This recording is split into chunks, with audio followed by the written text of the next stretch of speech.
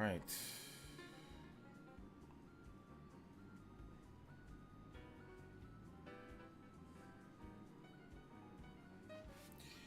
So for the Twitch audience, looks like we are good. So we're about to get started. And for the YouTube audience, it says that I'm live, but it's like a fake out every single time. So we're definitely going to wait a little bit and then see if it's going to make sure it kicks in here in just a second. But if you're on YouTube, definitely let me know if you can hear me. All right, there we go. What's good, everyone? OJ here. Welcome back to the stream. Thank you guys so much. It like fakes me out. It says I'm live, and then I'm not really live, but it's saying that I'm live through my restream. I don't know. I'm definitely gonna use a different program. Once we go to the new place, once we have the new office set up, because it's probably gonna be much easier and much faster just to stream on 3 different places with my Streamlabs OBS that I have built in than using Restream. So yeah. Well, anyway, but we'll have to bring back the countdown clock maybe for like 5 minutes or something like that. But yeah, it should be good. Should be good nonetheless. What's good, everyone? Welcome to the stream. PE Live is back, locked in, loaded, ready to go.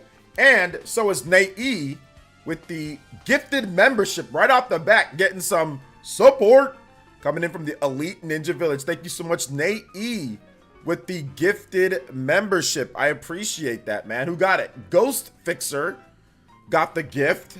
Thank you so much, Nate E. You are the ninja gift bomber of the stream. Anybody does 1 or more gift, you can pass up Nate E, my man from up north, on the board. And Nate E also with the $5 Canadian. Thank you so much, Nate. I appreciate that like always. So busy lately here to chill a bit. It's all good, man.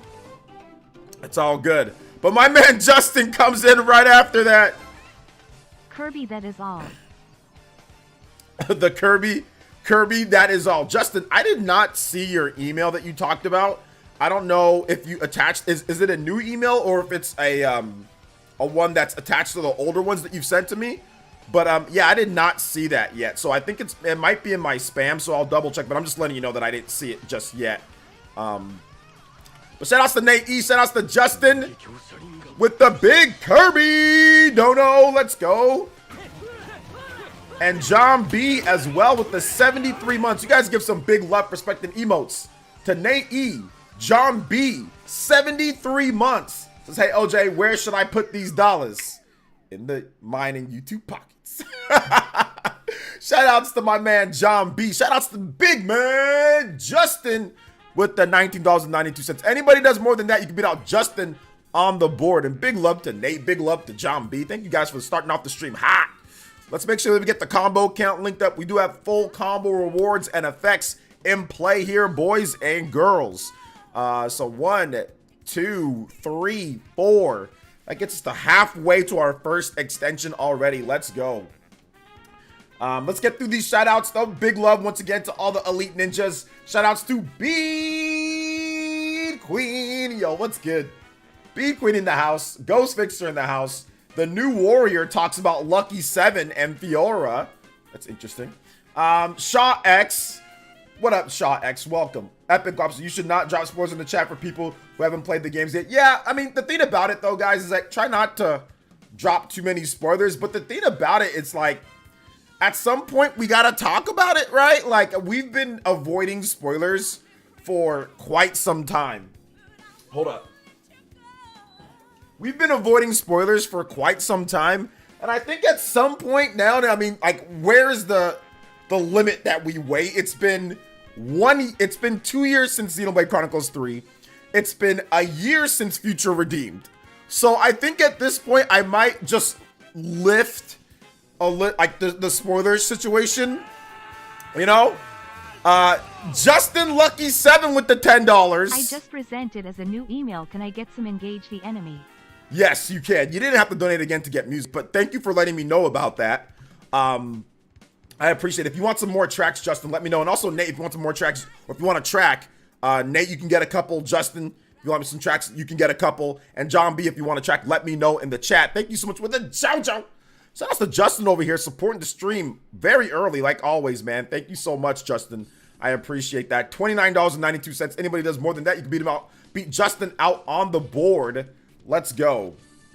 But yeah, I'm wondering, what do you guys think about the whole situation with the spoilers? Chat, what do you guys think? Because it's like, we're going on, you know, 2 years since the original release. We're going on a year since Future Redeemed. Like, there's been plenty of time, right? So how long do we wait before we say we can't talk about like Xeno 4 or some of this stuff? But I get it. You know, like, please don't try to just drop spoilers out of nowhere. But what do you guys think? Chat, what do you guys think about this before we get into the Xenoblade 4 stuff? And I'll go over shout outs. You guys can let me know what you think. The New Warrior, Bead Queen, Anthony Smith, Epic Globster, Rice and Chicken Enthusiast, 770 GOOG, Cern Foxtail. What is good? Bead Queen is here. Psychotic Assault, Alec A. Is it Eagleston? Thanks for the kind message, OJ. Thank you for being here. Gustavo, my brother. What's up? Welcome, Gustavo. How you doing today? Psycho Pie, the man that likes the psycho. That doesn't make any sense. The man that likes pie. Oh, man, that sounds terrible. Psycho Pie, the weird dude from Canada. Let's see here. Code Pops says, OJ, I started playing Persona 5 Royal. I beat Golden Sun on NSO. What a good time to play RPGs. Yes, sir. Code Pop, how you doing today, brother? Juan DBC says, gotta talk about before the next game trailer is out. Okay, what's good, OJ? Xenoblade 4? Yes, Xenoblade 4. We're gonna talk about that. Hey, OJ, okay, I already read that. Shout out to John B. Yo, let's go. BJ Switch, what's good, man? Been playing Ghost of Tsushima all day. Finished the game, easily one of the all-time fave games. All right, congrats on that. We're going to talk about it in just a bit. Esau, is it Esau? Don't worry, we're going to talk about it in just a bit. Let's get through this beginning, and let's see what everybody has to say first, and we'll get to it. Don't worry, guys. Trust me, if I put Xenoblade 4 in the title, we're going to talk about it. All right? Let's see here. Greg with the $1.99 says, don't spoil SMB. It only came out 40 years ago, says Greg. 40 years ago. All right. 40 years. 40 years ago. I'm about to talk Xeno. Just want others to be able to have those first time shocking experiences. Yeah, but like, how long do you think we wait, Epic? To be fair, it would be hard to understand a Xenoblade spoiler without context. That is true. Oh. That is true. Like, if I say Fiora's Lucky 7, if you haven't played Xenoblade, I don't think, I mean, and they don't tell you in the game. So it's like, you know, like, you don't know, and like none of us knew until like recently, right? So it's nothing that was actually spoiled, I guess, within the game, unless, you know, if you haven't played like Xenoblade. But that's something that Takahashi said well afterwards. There wasn't any mind-blowing revelation in the game, right? So it's kind of difficult with Xenoblade because it's like, you know, there's a bunch of stuff that came out afterwards in an art book, you know? But I guess it can still, yes, it's spoiler for some, but once again, they don't explain a lot of this stuff in the game. So I kind of want to avoid like direct spoilers in game, I guess. But stuff that was like, you're not going to figure out at all in game. I mean, maybe we can talk about that type of stuff. But we got to talk about Xenoblade 4. We got to talk about that. There's just like no ifs, ands, or buts about it, you know? But I don't want to drive people away because, you know, oh, we're just spoiling the whole game or whatever. You know what I'm saying? Shout outs to Justin Lucky 7 with the $3 added up to $32 already. Let's go. Thank you so much with the $32.92. Anybody does more than that, you can beat out just on the board. Let's go. I would say a set amount of time. Spoilers are fine. Your knowledge can help us decide if the games are worth getting. So I respect whatever decision you make. I'm looking forward. All right, Alec. That's a very balanced response. Well, damn, you say you give it 3 months after it launches, then more than fair, especially if you're giving it a heads up first. 3 months.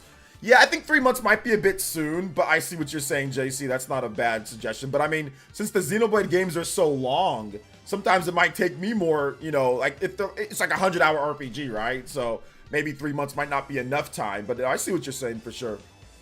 Fair point. Most people won't even know what we're talking about. That's true. We need a spoil stream, says Monolith Soft Ninja. Spoil stream, okay? What's up, J2 Beast Gohan? Welcome to the stream, brother. How you doing today? Welcome, welcome, welcome. How are you guys? Hopefully all of you guys are doing good. Shout outs to Kryosenbomb with the Ambu tier membership for 29 months. Let's go. Shout outs, man. I appreciate that. It says, what's up, OJ? My bro keeps stealing my Switch to play Balatro. I need you to play for his copy. I need you to play for his copy, please. You need me to play, like, what do you need me to play? Play the music for it, or? Mr. Steal Your Girl, what's up, man? Welcome to the stream. How you doing today? Shout outs to DeAndre with the $2 says, I'm on chapter 7 in Xeno 3, almost done. See, like, there you go. So we have somebody that's like still, you know, still there. That's still not quite finished yet, right? Let's get into this next music here, though. We're going to get Engage the Enemy. Engage the Enemy. All right. Engage the Enemy. We're going to get this one here, Definitive Edition. Balatro, is it called Balatro? That's like the card game, right? Roguelike poker game? Okay. Yeah, not my style, but I bet it would be pretty fun. So, OJ, this applies to your last RPG video. I agree with you about physical release of Octopath Traveler. I have both of the sequels on my Steam account. Do you think Valve will drop it? It's very well. It's not even about Valve. It's about Square Enix. So it's when they're the ones, you know, who decide if they're gonna remove it or not Valve. So, I mean, it seems like it's safe for right now on Steam, and on Xbox as well. Is it on Xbox? Yeah, it's on Xbox. It's on PlayStation. No, it's not on PlayStation. It's on Xbox too. So it seems like it's safe for right now on those, but on Nintendo for some reason it's not there. Xenoblade 3 is the best RPG in Nintendo's library. If people haven't played it yet, that's their loss. I mean, here's the thing about Xenoblade. Let's get real about it. Before we get into Xenoblade 4 talk, and I know some of you guys are saying, give me Xenoblade 4. I get it, but let's just set this up, guys. It's going to be a long stream, all right? Like, Xenoblade is very obtuse, right? It's a super obtuse series. People's brains aren't programmed to input all of the sensory information that Xenoblade gives. Like, and the reason why I say that, so like, even like my own homies, right? Like, RGT says, I think on the Spawncast, he's like, oh, well, Xenoblade would be better if it had Ys 8 Lacrimosa of Dana combat. And anybody who's played Ys 8 Lacrimosa of Dana and has played Xenoblade would just, and that knows Xenoblade would scoff at that, right? That would completely make Xenoblade, like, it would be terrible. Like, that would be terrible for Xenoblade. Ys 8 is great for what it is. But for Xenoblade, the combat and how it works and what it does, I mean, they might make major changes, but in that trilogy of games, plus the DLC, that's the type of combat that people that want to play that game are into. But unfortunately, for a lot of extended people, it's a bit too much, right? A lot of the casual RPG audience, whatever the case is, it's a bit much when it comes down to it, because it's complex. There's a lot of stuff like that. The HUD is crazy in Xenoblade 3 and other stuff, right? So, I do think that if you like, you know, you say it's their loss, and I get that. But a lot of people have tried out Xenoblade, you know, and they just feel like it's just not for them, you know, or whatever. Shout outs to Justin Lucky 7. A spoiler stream while playing Xenoblade 3 and talking about the future of the series would be awesome, but I understand, so would not be happy with that. Gotcha. I think that might be a better thing. So how about we do that? We'll talk about just Xenoblade 4, just in general, of the fact that it's going to come at some point. But we won't do no major spoilers for Xenoblade 3 in the chat. Xenoblade 2 is fair game. Like, Xeno 2 and Xeno 1 are okay at this point. Like, if you haven't played Xeno 1 or Xeno 2, okay, like, we have to put some we have to at least have some standards and some limitations here, right? Xeno 1 and Xeno 2 is fair. Xeno 3 will say, okay, no major story spoilers, but we can talk about Xenoblade 4. How about that? Shout outs to Justin Lucky, though. Thank you for the, yeah, those have been out, like, for, like, a half decade / you know, almost decade and a half. Like, we can't go that, we can't say we can't talk about a game that had the story that came out freaking in 2010. Like, that's insane. Like, you know, like, that's insane. Shout outs to Justin Lucky 7, though. I appreciate that. Up to 37 on the combo count. Let's go. Thank you for the support, brother. Appreciate that. We talked Xeno 2, the best series combat. Xeno 2, it's the best in the series combat, character development, etc. I don't think it's the best in series combat. No, I think Future Redeemed and Xenoblade 3 have better combat than Xenoblade 2. That's just my own personal opinion. I do like 2 probably more than 1 in some sense. But give me Future Redeemed's combat any day over Xenoblade 2. Give me that any day over it. I'd even take Torna. I think Torna's combat is better than, unless you're counting Torna. I mean, if you count Torna, I think Torna's combat's a little bit better than like base Xenoblade 2. So yeah. It's not about just how deep the combat is. It's about how flexible it is. It's about how flexible the combat is, and it's about how I would say for me personally, it's about how streamlined and flexible it is. Do you have depth, but also streamlining some things that make it better, and quality of life features to the gameplay as well. Xenoblade 2 is just a lot of nonsense with the rare blades. Like the rare blade system is bad. It's just not good. And if you want to count like the systems with the whole putting blades on missions, the whole blade system's terrible. Like it's good and it's bad. It's good in Torna because you don't got to worry about it. But it's terrible in Xenoblade 2 if you're trying to 100%, if you're trying to get all the different unlocks for the blades. It's just not, it's too much of a time sink and a waste. That's why they completely got rid of it.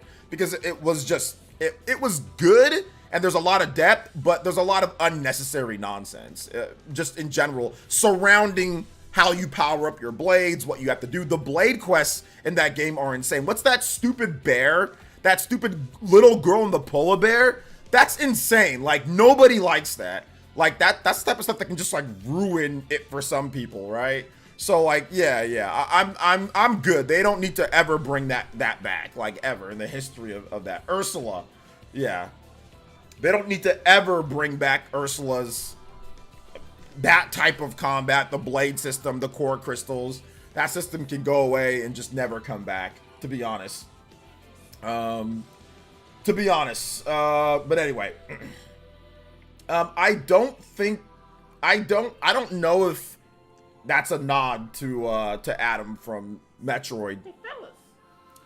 Justin with the $7.77. I'm Let's just go. happy to be talking about Xenoblade Chronicles again. Can I get the final battle theme from Xenoblade Chronicles 2? Let's go. Thank you so much, Justin, out here carrying the stream once again. Thank you so much, Justin. I appreciate that, brother. Seriously, thank you for the support. Remember, guys, if you drop a dono, make sure you get your music request in. We did have some donos from people like DeAndre and Creosenbaum and Greg, and none of you guys requested music. So if you drop a dono, you can put a music track in there or put one in the chat, and I'll try to play it for you. 777. Thank you so much, Justin. We're now at 45.69. Very nice. Thank you for the support, brother. I appreciate that. Anybody that's more than $45. You can beat up my man Justin on the board. Still just $19.92 to beat out my man on the stream, Ninja. Let's go. Thank you so much for your support, guys. I appreciate that. Let me get this going here. Hopefully, I don't have any pauses with the, what's it called? I should probably do a Lucky 7 dono alert, right, Justin? Should probably do that. Xenoblade Chronicles 3 Future Redeemed Combat greater than Final Fantasy 7 Rebirth 16. I think a lot of people would disagree with that notion. Me personally, yeah, I'll take Future Redeemed is like way better than Rebirth for me. And I know that's crazy. And like I said, I'm not trying to say like that's fact or anything, but if you said which game do I like more, Future Redeemed kicks them. It's better. It's just better. Although, as an overall objectively game, obviously Rebirth is better, like, because it's more of a game. It's got, you know, there's more content in there. Overall, like if I'm speaking objectively, now my own personal taste in terms of combat and all that, Future Redeemed is way better. Like, and like just story, how story structure and flow and all that type of stuff, Future Redeemed is much better. But once again, not much better, but it's better. It's better. But it's a short game, guys. It's hard to compare that to like a full length adventure, like, you know, Final Fantasy. Objectively, Final Fantasy is more of a game. It's a better game, you know. So yeah. Agreed. If you're not trying to 100% Xeno 2 would be taxing, but I don't feel the need to have them all. But that's part of the battle system, though, Monolith Soft Ninja. That's part of the battle system. I think, to me, the worth of your battle system is that how many non-annoying things are there? Is it fun to upgrade your characters all the way? Is it fun to collect stuff? That is what tells you really about the combat system overall and what's good and what's bad. If you don't feel the need to collect everything, or you don't feel the need, or you feel that it's annoying, then that's part of this battle system being bad. Future Redeemed, all of us, we all wanted to max out all of our characters. You wanted to get all of those little nodes for Shulk and Rex. You wanted to do everything. Even in Torna, you wanted to do everything. Like everything that game offers for the most part when it comes to leveling up and all that, because it was fun. It was brief, it was fun, or it was streamlined, it was fun. It wasn't overloading you with a million different blades and core crystals and randomly getting random blades until you have to send them on missions and all this nonsense. You just got to the actual core of what makes Xenoblade combat so good. A lot of times Monolith Soft puts in too much fluff in their games. I mean, they did it with Xeno 3 a little bit too, right? They did it with Xeno 3, they do it with Xeno 1, they did it with Xeno 2. They always do that. But I think that at the end of the day, when you just strip down some of the fat and the other things, Xenoblade's combat system can shine into, but without all the nonsense, you know? So, I mean, if you're talking Torna, I'm gonna say, yeah, Torna is just as good as any of them. But I mean, if you want to talk like Xenoblade 2, the base game, sure, a lot of depth. It's awesome. It's a great game. But there's too many little things that I'd point out with how you upgrade, how you unlock, how you get into the depth of the combat. That's the problem compared to 3, which is much better. And, you know, and compared to Future Redeemed, which honestly kicks the crap out of it, in my opinion. I think a Pokemon Game Corner notification would work since there's no Pokemon notification. Oh, there is no Pokemon notification. Yeah, maybe we can do both. Maybe we can do a Lucky 7. And maybe we can do a Pokemon notification. But we don't have a Pokemon notification. We needed maybe like a Pokemon Legends Arceus notification. That'd be pretty cool. Or like a Charizard one or something like that. Thank you so much, Justin, with another 777 Lucky 7s in the house. Let's go. Thank you so much for your support, Justin. I appreciate that, man. Thank you so much. Let's get the total up. Thank you for the support. 5346. Thank you for that, man. I appreciate it. You guys give some big love to Justin in the chat. Showing some mad support like always. The blade system was insane because to this day I still don't have Dahlia even on with New Game Plus. Yeah, exactly. Exactly. Xenoblade 3 class system is way more annoying than the blades. I disagree. 1,000,000%. I'll take Xenoblade's class system and switching and doing all that over the blade system. The blade system is completely random. Xenoblade 3's class system is like you get them and then you have them there and you don't have to use them if you don't want to. I mean, obviously if you want to or not, nothing's really required, but there's new ascension quests and stuff like that with it, but it's not tied to randomness. That's the only thing that I don't like. I mean, well, not the only thing, but tying it to being random is the biggest problem I have with Xenoblade Chronicles 2. The core crystal situation is terrible. I'll take Xenoblade 3's class system over random rare blade drops and rare blade. You got to do this much attacks this many times to do that. Like, no, absolutely not. That's why they annexed that system to the depths of hell and never brought it back. Don't ever bring that random core crystals. No, absolutely not. Let's see here. On the topic of Xenoblade 4 in Luxon's recent video, he seems fairly confident that we're getting something Xenosaga first. He does, which we talked about on this channel as well because of the ending of Future Redeemed. So if you've obviously played the ending of Future Redeemed, you know, there's some situations there that tie back to potentially Xenosaga. So yeah, I think Xenosaga's coming. I just don't know when it's coming. But a Xenosaga remaster or remake or something, I do believe Luxon on that one. I got sad when I finished Future Redeemed. No more Rex, no more Shulk. Got attached to my boys. Well, I highly suggest delving into the lore of what happened to Rex and Shulk. Watch Luxon. So not necessarily. So watch Luxon. Or do you mean no more of your boys in terms of playing, or no more of your boys in terms of like you don't think you'll see them again? Which one are you talking about? Let's see. I hope they keep the quick step mechanic for future entries. I mean, there might be a whole separate system just in general, so it might not even be called quick step. It might just be called something else. So that might not even function or operate like Xenoblade 1, 2, and 3. So it might be something completely different. So we don't know. In order for them to keep like the quick step, right? That means they'd have to play almost kind of like it. I don't think Xenoblade 4 is gonna play necessarily like Xenoblade 1, 2, and 3. Like or X. I I don't think it's gonna play like any of those. Like, I mean, it's still gonna have its monolith soft touches, but I don't think they're gonna just like rip the system from 3 and say, oh, here's quick step and here's stuff like. I don't think it's gonna be like that, personally, Dash. So yeah.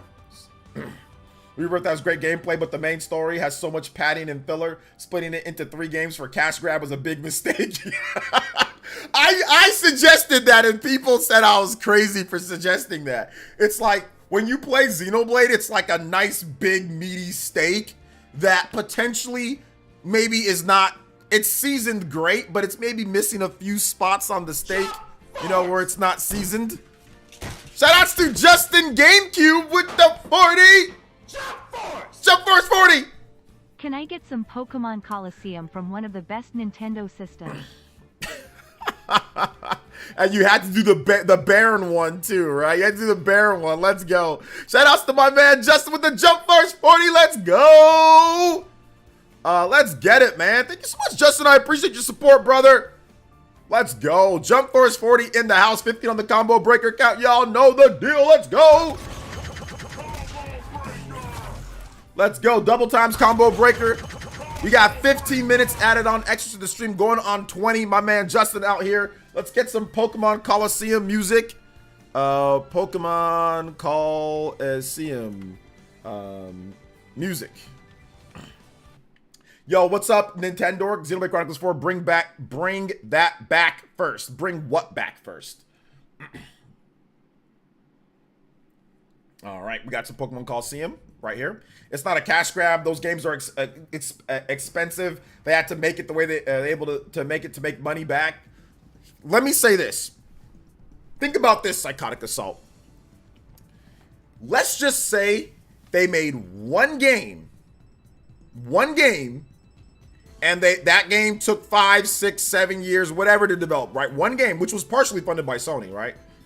And it was the original Final Fantasy VII, and it had PS3/PS4 level graphics, okay? And they greatly expanded what the base game and added around it. Like, think of it as like Resident Evil 2 remake or Resident Evil 3, but that game's not good. Or think of it like Resident Evil 2 remake or Resident Evil 4 remake. Think of it as that type of remake, where they take the base game, remake that, and then expand and put other parts and other things added to it. I personally think that if we got that, nobody would be upset. If we got that, let's just say we got that in 2022, and it came out on PS4 and PS5, dual launch. PS4, PS5. You get a PS5 copy. Now, obviously, the graphics are good, but it's not the greatest thing ever, but the graphics are okay. And it runs at 4K 60, or it runs at whatever, because it's essentially a PS4 game. You play the PS4 version, runs at 1080p 60. And it's an ATB-based system. They rip what they rip, let's say, Final Fantasy 13. Take Final Fantasy 13 or 13-2's combat, and they kind of add their own elements. I mean, the game's already ATB, but they add in more elements, segmented ATB, other things like that. Would people be mad with that? I think people would have been pretty happy, and I think that game would have sold really well across PS4 and PS5, and you can even do PC. Let's just say it's a dual launch across all platforms. PS4, PS5, PC. I personally think people would have been like, whoa, this is cool. That's what we needed. All right. And that's that. You know, this whole stretching it out over 3 games and over a decade and probably over 3 platforms between the PS4, the PS5, and the PS6, because it's probably going to be, the next one might be a PS6 game. I mean, in 4 years or however long it takes them, it might be on the PS6 as well, right? If we have like an 8-year lifespan. So stretching it across 3 generations, stretching it across all the multiple stories. Don't get me wrong, the stories are great, but I don't know. Hindsight, I don't know about this. Like I said, I'm not the one developing it, and I understand that it looked good on paper. It actually looked incredible it probably looked incredible on paper. Wow, we get 3 games, and we get all this expansion into the Final Fantasy VII lore. And oh my gosh, Zack is back, and you know, but they could have just made a new game with Zack. And somehow they could have just, you know how they always retcon stuff? They could have just been like, somehow, some force was able to bring back Zack, and that could have just been a side game on the Nintendo. It could have been like the Crisis Core, like a new Crisis Core, like more of a portable game on like the Switch, Xbox, PlayStation, and all that. It could have just been like that. You know, like, did we need all of this? That's what I'm saying. Like, Square Enix is treating this game, FF7, as if it's the resurrection, Easter. You know what? As it's the second coming of the greatest thing of phenomenon in the world. Like, I get it. FF7 is important, but holy smokes, man. Like, I don't know, dude. Like, this is getting out of control. It's getting a little out of control. Like, I don't think FF7 is big enough to span it across 3 gens, multiple games. I don't know, man. Like, they're treating it as if it's like freaking, you know, Tetris or something. Like, it was that type. Like, you know, I don't know. Which is fine. They're proud of their work, but I don't know, man. I don't know.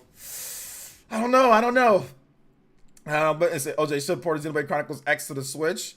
Maybe they still will, or maybe they'll put it on the Switch too. The thing about spoilers is they tend to retain information more if I visually see it rather than reading it. Written spoilers, I have less CXT since I don't know what happened. Okay, yeah, I see that, J2. I'm kind of like that too. You guys give some big love to Justin. Hopefully you enjoyed the Pokemon music. Appreciate you, Justin GameCube out here. Thank you for the Jump Force 40, man. That's very nice. Gintoki says, hey, if the money is there, they enjoy it. More power to them. Yeah, that's essentially what happened. FF7, the Mario Kart of the Mario Kart 8 of Final Fantasy. The only difference is like Mario Kart's just like the same game with the DLC. Square needs to hire. I need to get hired by them. They already did all their executive hirings. I did not make the cut. I unfortunately did not make the cut, which is not cool. You know, I was hoping I'd be part of that, but I was not. I was not part of it. No, but I mean, it's all good though. It is all good. All good. Let's see here. AOJ, do you think $30 is a good deal for a PS4 Pro? $30? I mean, yeah. A whole PS4 Pro system? Who's gonna sell you it for that? Somehow Palpatine Zack returns. Yeah, that's what I'm saying. Like, they could have just made a new game and somehow Zack returns. Like, they do all sorts of retcons and weird stuff anyway. I just don't know if it was worth all this, you know? Like, I don't know. And I've been playing FF7 Rebirth, and the more that I play of it, the more I kind of get annoyed with it when it comes to the story in certain aspects. But no, it's still a really, really, really good game, and it's still one of my Game of the Year candidates for sure. Yes, I got it for $30. All right, congrats, man. I think Remake and Rebirth are great, but I just think it is too much. Yeah. Did you get a chance to finish Rebirth yet, Party Man, or are you still just kind of playing through it right now? Most people are not even going to make it to the end of FF7 trilogy. No, some people who have their fill with Remake. That's true, Epic Globster. I think some people did have their fill with the Remake. They just said, I'm good, you know. I think MVG talked about that as well, which I didn't expect it to be, you know. Even a non-pro PS4 for 30 is worth 30. Yeah, I mean, a PS4 is worth way more than $30, you know. OJ, speaking straight facts, I'm playing Mario RPG instead. Dude, Mario RPG is legit. Like, the funniest thing is that, like, all of the mixed emotions I have while playing Final Fantasy VII Rebirth, you know, the game is, obviously, it's a better game, right, than Mario RPG. But, dude, Mario RPG Remake was so fun. It was so fun. I had more fun playing like Mario RPG Remake than like a lot of other RPGs. It's just super short and basic, right? Obviously, it's not going to be as good overall objectively, but man, Mario RPG Remake was freaking fun, dude. Man, it was really fun. It was just fun, like just pure fun. Even like the side quest stuff, or even like post game stuff, like where you go back and challenge the bosses. Even that was kind of fun to figure out what you have to do and all that stuff, you know. So yeah. How about FF7 Remake 1, 2, and 3 later on Switch 2? I don't think those are gonna come over Jack's age, just because Square Enix has a deal, like console exclusives deals and stuff like that. So I don't think so. Square needs to hire me so I can make Brave Fence and Musashi Remake. That's true. That's true. Still playing through it. Okay, cool. Most people are. Oh, okay, I already read that. My bad. Let me see if I can get some stuff. I know some people disagree with me. So if you disagree with me on that, listen, I'm stupid. You know. So my brain is working and it's running on a hamster wheel right now when it comes to Final Fantasy. So I'm pretty sure most people would say you're wrong, OJ, on that, or a lot of Final Fantasy fans would say you're wrong, and I agree with them because I'm stupid. So yeah. Oh my gosh. So, but it's all good.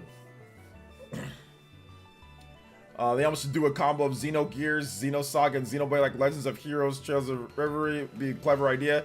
I mean, that's kind of what Xenoblade Chronicles 3 and all that already is. But I doubt that they could probably do like, I mean, I don't know what you're asking for, Alec. Like a combo, like what do you mean by that? I totally agree with you. That was what pulled me out of the latest Paper Mario game. Loved the game. The combat was just so bad. Yeah.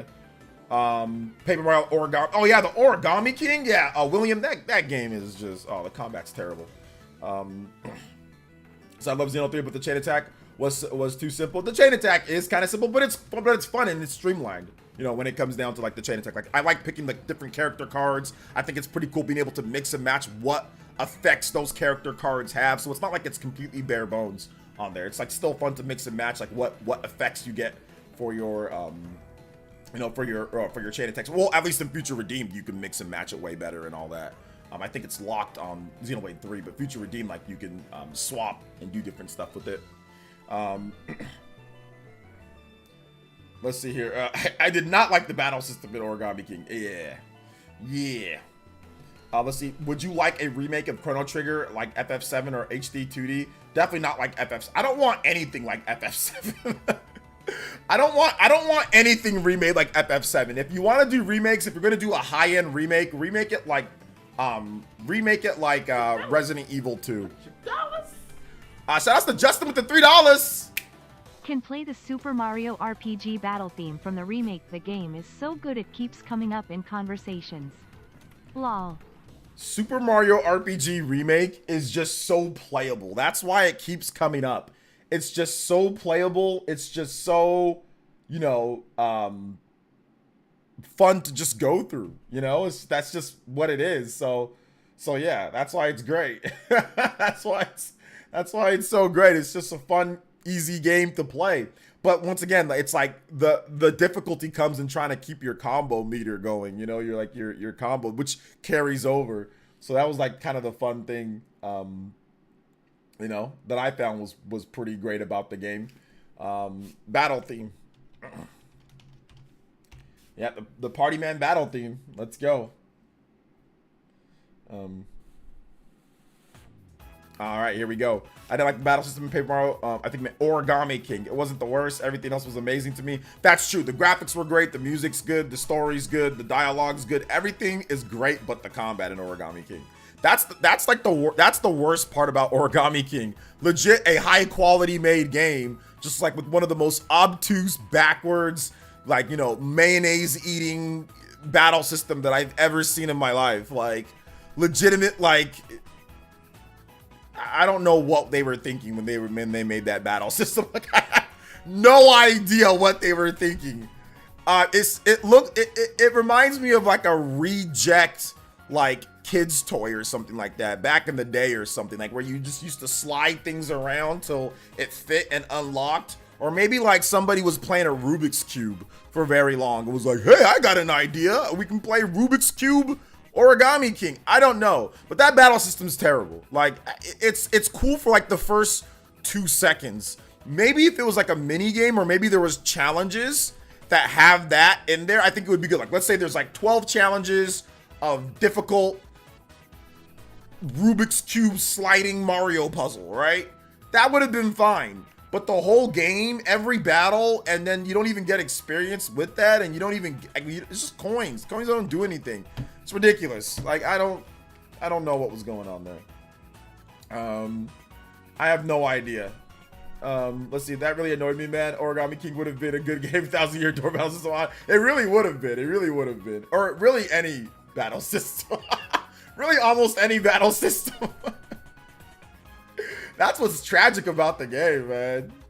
I see Sweet Life Dio Brando says, just got Luigi's Mansion 3. Hey, congrats. Origami King battle system greater than Dragon Quest 11S battle theme.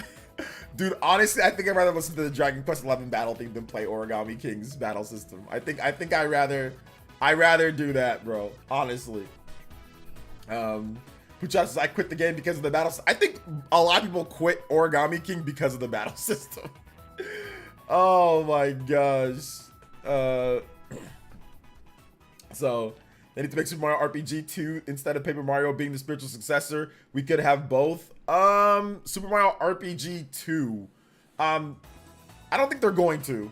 I don't think they're going to do Super Mario RPG 2. I think they're just going to do Paper Mario.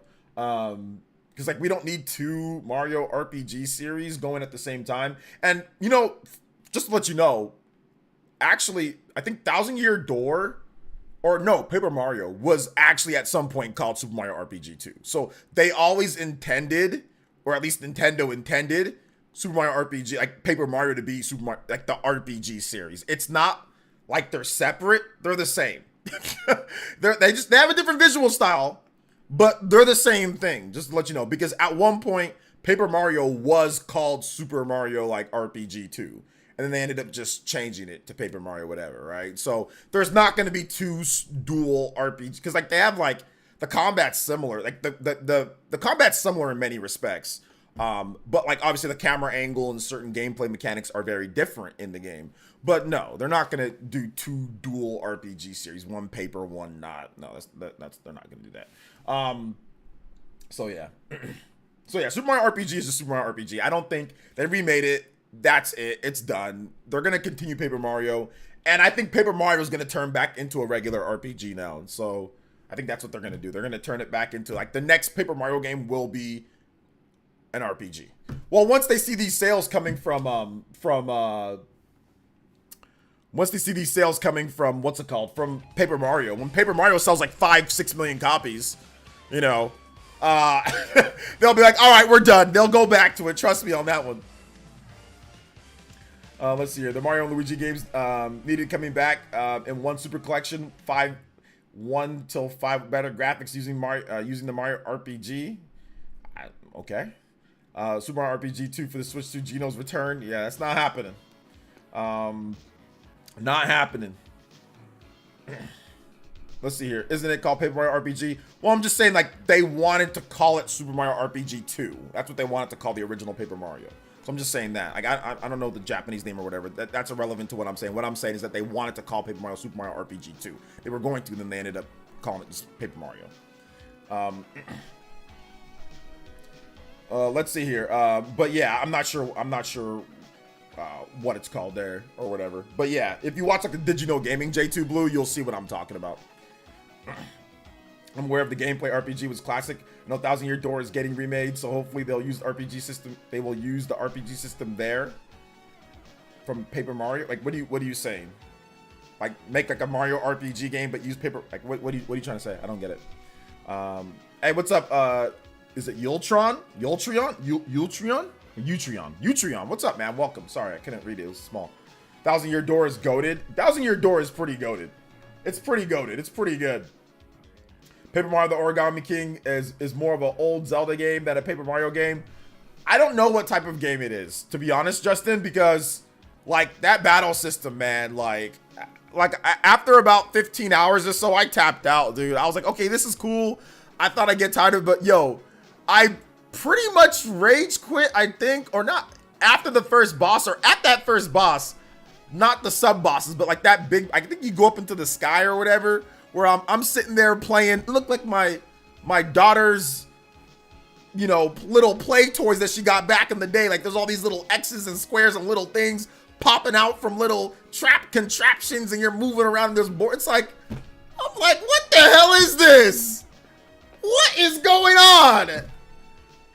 Y'all know what I'm talking about, that first big boss that you fight, and it's just, I was like, I'm done, bro. I'm done after I said, what is going on, bro? Like, there ain't no way to, like, who? I want to know who at Nintendo decided this would be something that we should, like, there's no way that they focus tested that game for the length, because like I said, we didn't play the whole game. We just played like, you know, we just get the game at the beginning, right? Did they really play through that whole game and be like, yeah, okay, this is it? Like, something happened with that game, bro. Like, I don't know what happened, but something happened with that game. Like, that's just not normal for a Nintendo-made game. Like, that's just, I've never seen anything like Paper Mario the Origami King. Like, to have that level of quality and money put into the game in terms of visuals, audio, music, everything. To have that polished, but then to have the combat just be such a severe drop from everything else in the game.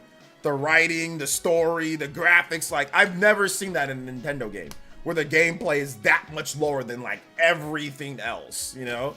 I've seen graphics, I've seen other things, music maybe, but I ain't never seen combat be that much lower than like the balance there is insane. Like if you're like those Pokemon, remember those old school Pokemon shirts where they show you like speed, defense, you know, special attack and all that?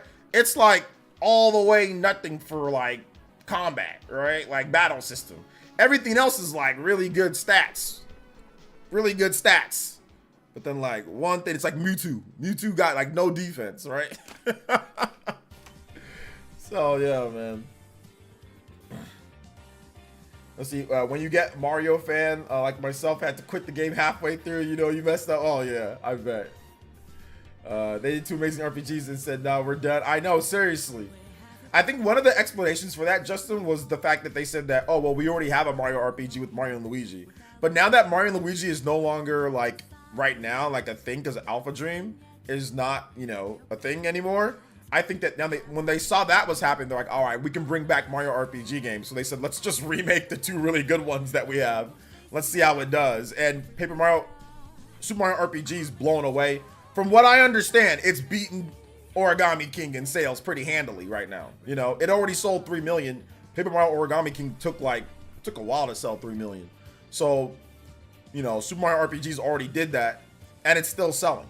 Like it's still selling. So I think that they're gonna realize that, like, yeah, we probably got to go this route. And then if Thousand Year Door blows away both of them, then yeah, like it's a wrap. They're gonna do that. Puzzle mechanic was decent, not as bad as people make it out to be. What's good, OJ? The thing about it though, it's like you're comparing yourself to like what you've done, right? Like I've got a lot of weird Final Fantasy weirdos. Anytime that I mention sales, they'll be like, but you said, like Dragon's Dogma, but you said no, Final Fantasy didn't do as well. Why are you being? It's like, no, I'm comparing it to what it was before. I'm comparing it to the previous Final Fantasy games and the high standards. So it's the same thing in this case. And I'm not saying you're doing that, Sneaker Snake. I'm just making a stupid face for entertainment purposes. I'm not saying you're cool. Thank you for coming to the stream. I appreciate it. I want to make sure that you know I'm not saying that about you. You're awesome. But like Paper Mario had a high bar, you know what I'm saying? And like it seems like they've been progressively getting worse and worse and worse and worse. You know, like Sticker Star, Color Splash. I mean, some of those were okay, but it seems like Origami King is like worse than those games. Combat wise, it's worse than Sticker Star. I think it's actually way worse than Sticker Star. Like, I'd rather play Sticker Star. I'd rather play Color Splash. I'd rather play Super Paper Mario, which people like that game. But, yeah. Hey, what's up, Chupa? Welcome to the stream. Where's Mario Galaxy 2? It's at Miyamoto's house. Or it's on your Wii that you can play right now already. Or Dolphin, you can emulate it. There, bam, there you go. Oh, man, there you go. I'm an Origami King enjoyer, but low-key, the music and visuals carried so hard. It did. Chupo, that's because you're super smart and you like solving Rubik's Cube puzzles. That's the reason why you're an enjoyer of it, because you like sitting here and fidgeting with Rubik's Cubes and sliding puzzles and like Resident Evil, you know, and all that type of, you like that type of stuff. If you like Rubik's Cubes and sliding puzzles and, you know, Scooby-Doo contraptions and stuff like that, like Scooby-Doo hallway puzzles and stuff like that, then yeah, I'd say I can understand why, you know, Ori got you're that thing, you know? No, I know. Let me say this right now. You're right. Like, it's cool. Like, when you actually have a difficult puzzle in Origami King and like you get it, it's a bit satisfying. The problem is like your reward is like good job, like a pat on the back. Like, you ever done really good in class or whatever, and like you see the teacher, she give out, like back in the day, they give out like a pencil for certain tests, or they give out like erasers. Like, you ever like when it stopped, and like maybe you didn't have the highest score in the class, like the kid that gets the highest score, they don't do this no more. But back in the day, the kid that got the highest score in the class, they'd get a pencil, they'd get an eraser, they'd get a pencil sharpener. I remember I'd always not get the highest score in the class. Then I remember one time I got the highest score. Then all of a sudden they stopped doing it. That is Origami King's battle system. You're doing good things. It's positive. It's great. And then you finish it and you're like, what do you get? Good job, son. It's like, wait a minute. Where's my pencil sharpener? Where's my eraser? Where's my what was it? Those little things that you put on the tip of the on top of the erasers to look cool? You know? Where's my little Pez candy thing that comes with like Yoda or something like that? Wait a minute. I've been hoodwinked. You know? So that's the problem that I have with it. Pencil pals, yeah. Yo, shout out to Jacob Dressback with the gifted membership. Hey, let's go. Thank you so much, Jacob Dressback, with the gift. Let's get it, baby. 16 on the combo board. We are 4 away from a 20-minute extension. Let's go. And here comes Big Vice with the $10. Let's go. Big Vice with the big 10. Yes, sir. Yes, sir. Vice in the house. Says, I might have to make you a Game Boy SP build because the new 720p LCD I'm using for someone's build is the cleanest I've seen. I've also made a list to hunt down the best Game Boy RPGs ever made. Yo, Vice, that'd be awesome, man. That would be super, super, super, super cool. I'm still working on that video that we're gonna do for the Game Boy Advance that you sent me, man. So it's awesome. I've got almost everything set up. I got some cool stuff that just came in the mail, big old huge boxes. So I'm getting everything set up. Hopefully I can have it set up by this weekend. Hopefully. But we'll see. We'll see. No promises. No promises, guys. Shout outs to Big Vice, man. Thank you for the big 10, man. Appreciate that. Let's go. 18 on the combo board. Boys and girls, ladies and gentlemen, we are two combos away from that big 20-minute extension. Let's go. Shout outs. The payoff in Origami King was a long journey in paper frames we made along the way. I know, seriously. Even if you play like Paper Mario on like an N64, it's like more rewarding to me. I tried the cube and I had to cheat, pull it apart, and put it back together. You get to cheat on the Rubik's Cube? Man, I hear grimy, bruh. Let's go, Vice. Thank you for the support, man. And let me get that JoJo on the board. Yo, are we at 8 JoJos already? Yo, really? Let's go. 2 more until we get to double-digit JoJos. Yo, what's up, Cuts? Hey, welcome to the stream, brother. How you doing today? What's up, Maverick? If I haven't said hi to you, make sure you say what up. I want to read Jax's comment. I think Jax was laughing. I think Jax was laughing at what I said, like the pencil things. He says, oh, yes, school. You get the pencil in the past. Yeah, you're right, back in the day. Yeah, you remembered, bro, didn't you, Jax? Yeah, I remember my teacher, man. I got the highest score in the class. Like the highest actual score. And I didn't get the freaking pencil or anything, man. I got a pat on the back and said, good job, little OJ. I was like, oh, this sucks. All the homies got the pencils. They got the, you know, they got the eraser. They got all that cool stuff. Got a little token for like the yard or not. I forgot what they called it. They called it those things like at recess where sometimes like one time out of the month, you can buy candy or like a pickle or something like that from like a sale. I forgot what it was, but there's like one time each month you would be able to buy like stuff at like a little place that they would just sell on campus during recess after lunch. Forgot what it was called though. But anyway, yeah, like they'll give you like a little token. You can get like one free thing there, or like you get like a discount on it or something. They didn't get that either. All right, take it easy, BJ Switch. Shout outs, man. Thank you for coming out to the stream. You know what I'm talking about, right, Jax? Yeah. All us old people know what I'm talking about. I think in today's day, right, the kids in today's day, y'all got like that stuff all the time, right? Y'all got like where you can buy all that stuff no matter what. But like back in the day, like nah. So yeah. Origami King Defender. So the stream's down. Nah, stream should be up. I don't see anything going down. Everything's been good. Stream quality is good. Yo, what's up, Elias? Welcome to the stream, buddy. How you doing today? then regardless of Xenoblade 4, they should think of doing a spin-off of a combination of Xenogears, Xenosaga, Xenoblade, similar to Legend of Heroes Chosen. They can't do that, Alec. The reason why they can't do that is because that's owned between 3 different people, Alec. Okay, so when it comes to Xenogears, Xenosaga, Xenoblade, Nintendo, that's Bandai Namco, and that's also Square Enix. So you can't do that. It doesn't make sense to do all that. To just start sitting there and combining them all like that doesn't make sense. Like, what type of game are you asking for? There's no point. The thing about Xenoblade is that it's not forced. The connections between Xenogears, Xenosaga, it's all organic and natural. It's not something that's forced and put together, right? So I think that's the thing. So I wouldn't want them to just force them. Do something to where you just mix all those games together. And if they have something that's awesome and it's cool and it makes sense, okay, cool. But a game just to be a game, that doesn't make sense to me. What makes sense is to make, like, if you've played Future Redeemed, you've played all the games, like, if you watch the extra stuff that we talked about with Xenoblade, you know, the extra, you know, that art book stuff, it makes sense to kind of go from there, right? It doesn't make sense to just sit there and try to shoehorn everything into one thing and call it that just to try to be some type of Xeno fan's wet dream. You gotta slowly and methodically tie in the other games. Otherwise, it becomes corny. You see what I'm saying? Says no, Steam is down. Oh, okay, Steam is down, not the stream. Steam is down. Okay, I'm sorry to hear that Steam is down. I actually don't care. but yeah, I'm sorry that it's down. See, it's 1,000 Year Door better than RPG. Never had a GameCube.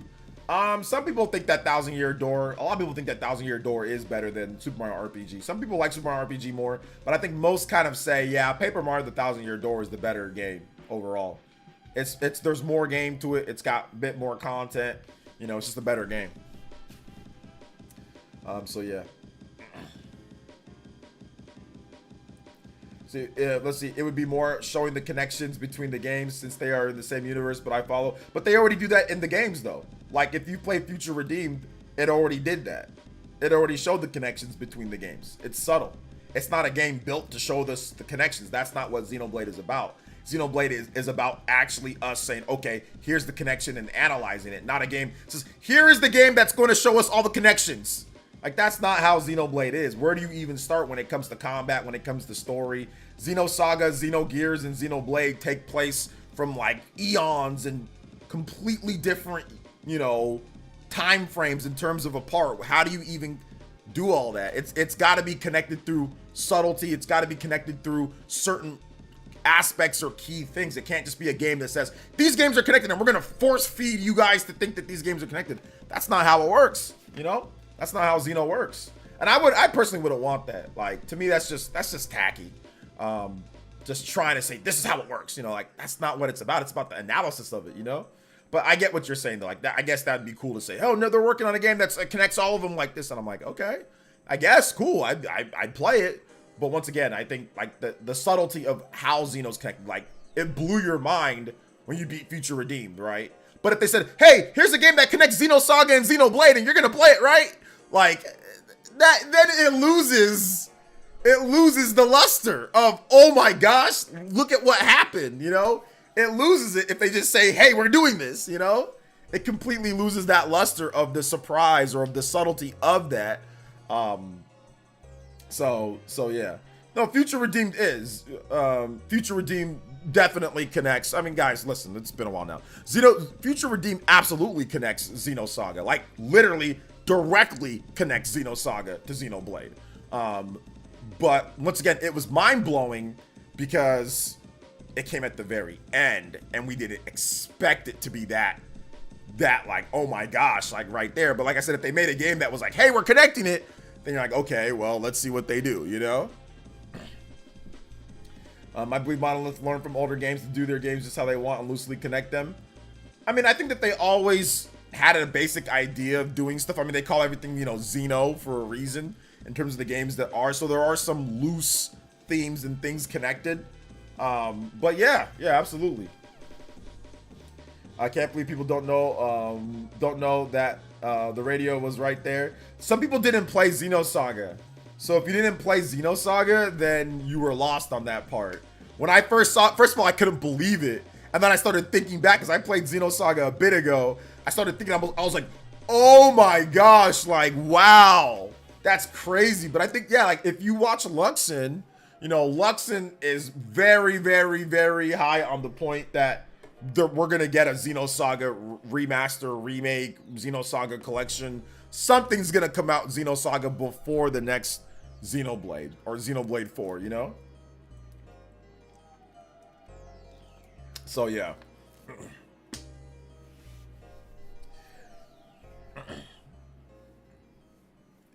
Let's see. Yo, OJ, how you doing today? I'm doing good, man. How are you? Welcome to the stream.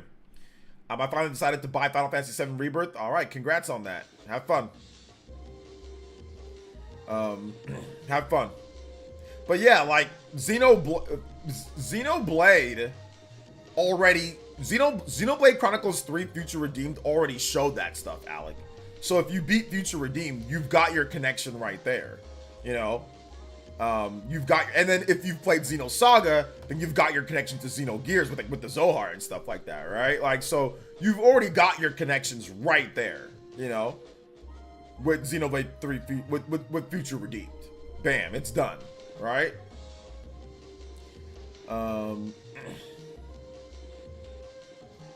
So yeah, Radio mentions important figure from Xenosaga. Well, mentions a lot of things from Xenosaga, quite a number of things. Let's see, they literally show the Vector Industry logo on the radio and name drop Dimitri, who was the Xenosaga villain. Yes, they do, exactly.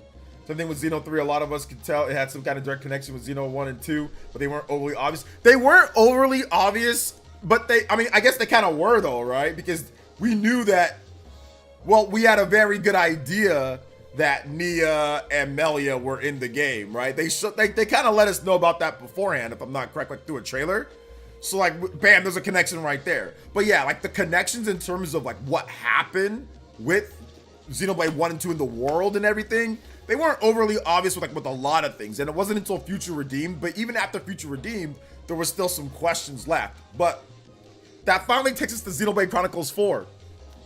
If you read the art book stuff that's coming out, or watch like Luxon's or JB Spear Freak or any of the analysis that's came out, like they're holding some stuff back for Xenoblade Chronicles 4. Like there's certain questions that Takahashi won't answer because he knows that he has to keep that close to his chest because there will be a Xenoblade 4, which, you know, I knew that there's going to be a Xenoblade 4.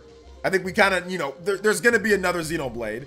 But when and how and where, like that's gonna be like a whole nother thing, right? Like that's gonna be like, who knows when we're gonna be getting that type of stuff. Oh, my case broke, or not? It didn't break, but it's got like a little split. Oh, it's already time for a new case. I just bought this. Oh, when did I buy this? I think I bought it like last year. It wasn't too long ago. Anyway, I guess that's what a case is supposed to do. It's supposed to absorb the damage. Hey LJ, I'm glad that Midori returned. Yes, Midori did return. Let's see, where does Xenoblade X fit into the timeline story? It doesn't. Not necessarily. I mean, you can, but it doesn't really. The subtitles in that first Xeno 3 trailer said Nia was a masked queen and talking eventually, and they eventually removed it. I don't remember that. Let's see here. But why did Takahashi sound as vague as Alvis? Because you have to sound vague because they're gonna do another game. They're gonna do another game, man. About the common variety, no palm being Ricky kid makes sense. No clue why he has Rex's hair. Maybe he has. I'm not sure. I think maybe that's just some type of weird connection, right? Even Final Fantasy Complete Edition, I call that, is awesome. You can use Zek as summon there. All right, sounds good. I don't know, man. If I worked at a company and created something there, and then I left the company, I wouldn't be taking part of the frustration bringing to the second company. What do you mean by that, Psychotic Assault? Like, what is the thing that you're talking about exactly? Like, what, Monolith Soft? Like the frustration of bringing it to the second company. What do you talk about? Like, they don't bring anything to the second company. Like, they don't own Xenosaga. If you're talking about Monolith Soft, they don't own it. So, I mean, they have obviously some ties to what they work with, but you know, that's for the fans. That's for the customers. That's for us. You know. I need to play World of Final Fantasy. World of No, you don't. No, you can play it if you want to. I mean, if you want, sure. Meals and obvious connection are out the back. That's true. Pretty sure the hair's a hat since party member get Yumsmith class. The hair's a hat? I don't know if it's a hat. Is it a hat? Oh man, it's like a hat or like a wig? It's got to be like a wig, right? Is that what you're saying? I didn't know what the radio was, but I knew it was an important link. Yeah, a lot of people probably didn't play Xenosaga. Like, Xenosaga isn't like a super like big franchise or anything. Like, Xenoblade's bigger than Xenosaga. So yeah. I meant franchise, not frustration. Okay, let me reread that then. I don't know, man. If I worked on at a company and I created something there and then I left that company, I wouldn't be taking part of the franchise and bringing it to the second company. I wouldn't be taking part of that. I think that it depends. Like, right, if you have a certain game that you're working on and you have a certain series and you want there to be some continuity between all of them, then that's okay. Like, they did create something new though. They didn't really take Xenosaga. They took Xenoblade and they created like another part. I think of it as like an extension to the Xenosaga and Xenogears universes, right? Like, think of it as that. So that's their identity, man. So I don't have a problem with that. Like, I have no problem with them doing that. And Bandai Namco clearly had no problem with it as well, because they gave them, or like they let them use Cosmos and they let them use Tielos, and they also let them do the whole part at the end there with Dimitri and other stuff directly from Xenosaga, which was great for fans. So I think that's something that Monolith Soft wanted. Like, I mean, if Monolith Soft didn't want to do that, they just wanted to create something new, they would have just created something completely new and just left it out of, you know, Xenosaga, right? Like, they didn't need to connect Xenosaga to Xenoblade to Xenosaga, but they chose to. It was their decision to do so. So, but yeah, I get it. If you were in their shoes, you probably would just be like, screw it, right? Like, I get that. Let's see here. He says those Xeno games are kind of boring. Don't know how you can get through them. It's probably because your attention span isn't very good, Ewok. Based on the way that you talk about games here, I'm guessing you like to play like the games like where it's just like instant gratification. You know what I'm saying? Like, you like to play games like Call of Duty or something like that, right? Where you just get like instant gratification. So for those who have patience, for those who like a good story, for those who like good depth of combat, Xenoblade games are fun to play. For those who like instant, you know, I gotta, you know, mash buttons and stuff like that, then maybe it's not as fun for you, you know. But that's how people get through them. I'm trying to explain how people get through them, you know. Peak storytelling, fantastic world building, great characters, phenomenal music, really good controls for the most part. No problems with input delay or anything like that. So yeah. Did the additional 5 come through yesterday? I'm not. If not, I am not. I go to refund it. No, I didn't see anything come through, Sicilian. So if you want to refund it, that's fine. Combat is actually more complex than most games, and the music is glorious. Yeah, the combat's very complex. Like, that's why some people, you know, we were talking with Monolith Soft Ninja, who was like, hey, I love 2 the most because that has like the most in-depth, you know, combat, like with the chain attack system and the bursting of the orbs and the various different blades that you can use and all that. So for me, I'm like, it's a bit much on the blade stuff, but I kind of like the streamlined version of it with Torna, you know. So let's see here. It says, nah, bro, I play a ton of strategy games. You know, it's just boring. Nah, I don't think so, Ewok. I don't think so, man. So different strokes for different folks. There's probably a bunch of games that you play that I think are trash, you know, that I think probably wouldn't be good too, you know. So what you think is boring and what I think is boring, we're gonna have a difference of opinion. There's probably a bunch of games that you play that I think are boring, you know. But I highly doubt that you play a bunch of strategy games and all that, and then like you tried Xenoblade and you played it for hours and you're like, oh, this is boring, I can't play this game. I highly doubt that. You ever play Civ? I used to play Civ back in the day. It's all right. It's kind of boring though. Xeno's boring, but strategy is better. Okay. Yeah, Civ's kind of boring. It's just kind of like, I don't know. They move pretty slowly. There ain't no real story to it, you know. It's just kind of whatever. It's kind of old too. Kind of crusty at this point. But no, Civ's got its fans, but it's kind of boring to me, man. I don't know. It's kind of boring. See? Anybody can say anything's boring. And you probably say, what? Civ? I like Civ. It's not boring. It's fun. See that? It's very simple. It's very easy to just disregard what somebody else likes, right?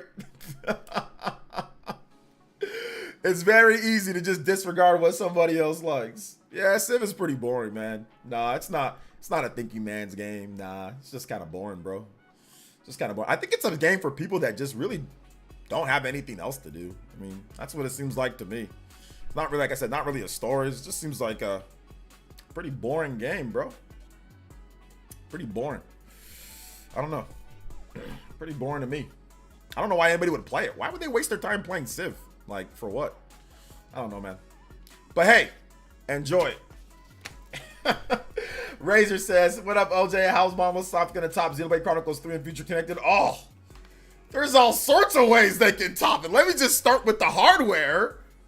First and foremost, the hardware is going to be better. So performance, graphics wise, that's going to be a big jump up. But obviously games aren't just about graphics and performance. So I think that another thing that they can clearly do, obviously they got to rehaul the UI. You know, I think UI needs to be retooled and all that. Story with the next Xenoblade story, but they've got extra, you know, they got ammo in the, like they got some ammo left over. They got some stuff in the clip, you know, so they can continue to keep that rolling. Shout outs to Josie Woe with the raid. YouTube really needs to work on how many what are they called? What is your crew called again, Josie? The Woers, or I forgot what it was. I'm sorry. I forgot what it was. Shout outs to the Josie Woe fam.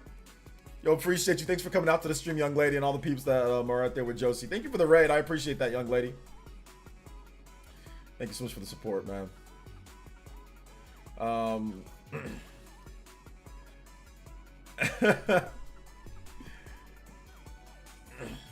Yo, it's good. They don't really have a name. Like the Josers. There we go. The Josers. I remember that. The Josers. The Josers.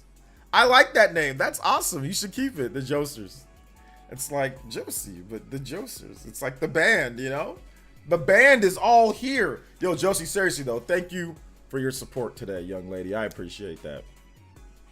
I'm a Wozer? A Wozer. A Josie Wozer? Yeah, the Joser Wozer. That's what you should, like, that should be like the next tier up, the Ascension, Josie. The Ascension is the the Josie Wo, the Joser, the Joser Wosers. There you go. Bam. Don't do that, Josie. Yeah, Wozer. Command and Conquer. I used to play Command and Conquer back in the day. I don't play it no more. I don't play it no more. Let's see here. Man, yeah, trying to tank the whole channel, but we're talking about Xenoblade 4. We're talking about everything else that's in the title as well.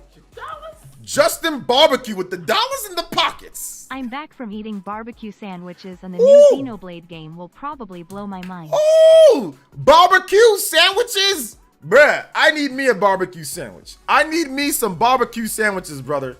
I really do.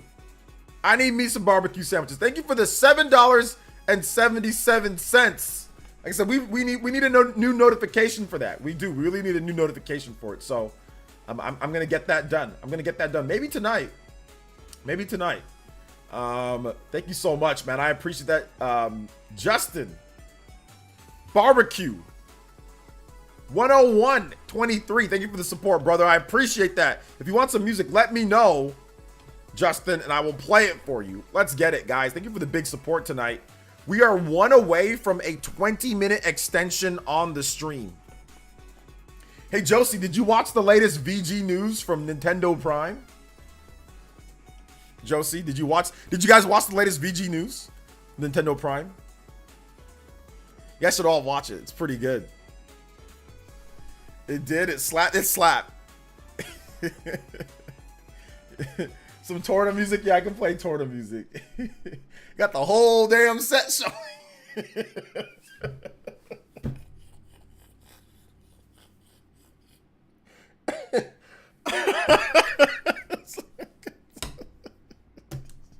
Got the whole damn set, man. Got ultra wide. Man, got papers. You got notes. I man typed out notes. It was pretty cool. I gotta admit.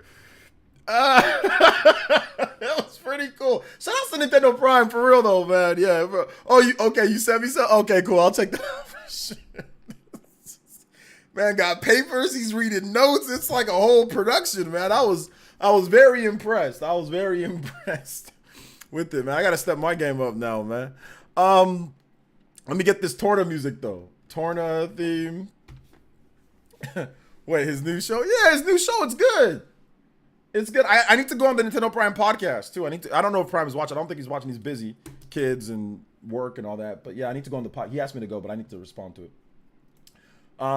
Just any Torna music. We can do Kingdom of Torna. Something a little bit more chill. Like a news channel? Yeah, it's a news channel. It's like a news channel. Yeah, there's paper. It reminds me of like, I don't know. It's like maybe like Undisputed or something. Like, I don't know. News channels, do they have papers? They might have papers in front of them, right? I think news like ESPN. I don't watch SportsCenter anymore. Like SportsCenter used to be like my favorite show back in the day, but I don't watch SportsCenter anymore. I don't have cable, so I don't watch SportsCenter. So I don't know how the new newscasters do it these days, or anchors on ESPN do it. So yeah. Most happy to branch out from just Nintendo. It's going slow lately and knows tech and plays everything. I like how it's called Nintendo Prime and he covers like Microsoft and stuff. Wait a minute, why is it called Nintendo Prime if it's Microsoft and Sony stuff? No, I'm joking. I guess I'll watch later. It wasn't in my sub box yesterday. No, you guys got to go watch it. It's good stuff. Shout outs to Prime, man. But apparently he said that there's a lot of negative comments on the latest one. So that's not good. So that's why I wanted to give you guys a little bit of light on it. So you guys can go watch it. I was reading through the comments. I read his comment section more than I read my own. And somebody said spawn who? And I was like, oh God, come on. And then Prime liked that comment. I'm like, oh, come on. Like, don't do that. Oh man. I'm gonna check it though, Josie. I'm gonna check it for sure.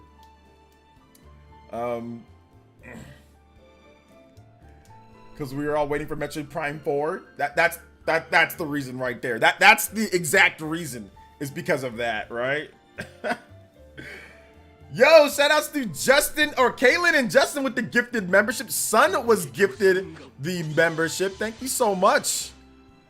Justin with the gift. Let's go. 20 on the combo board. I appreciate that. Do you guys hear this music?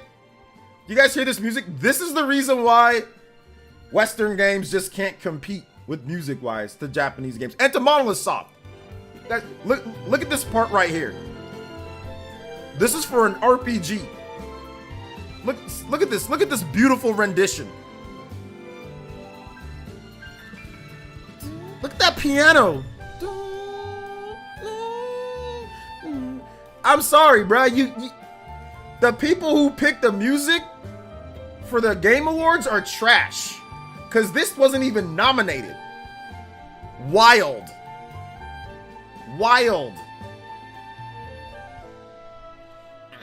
Crazy. Look at how lit this music is.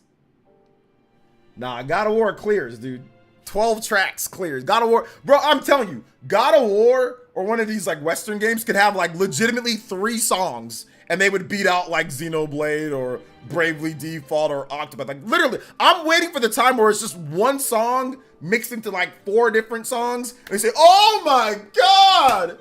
Oh, the soundtrack. Oh, it sounded like I was watching Lord of the Rings. Oh, like they always be mad capping on like Western music, bro. It's like, bro, they all sound the same. What are you talking about? Like, what are you talking about, dude?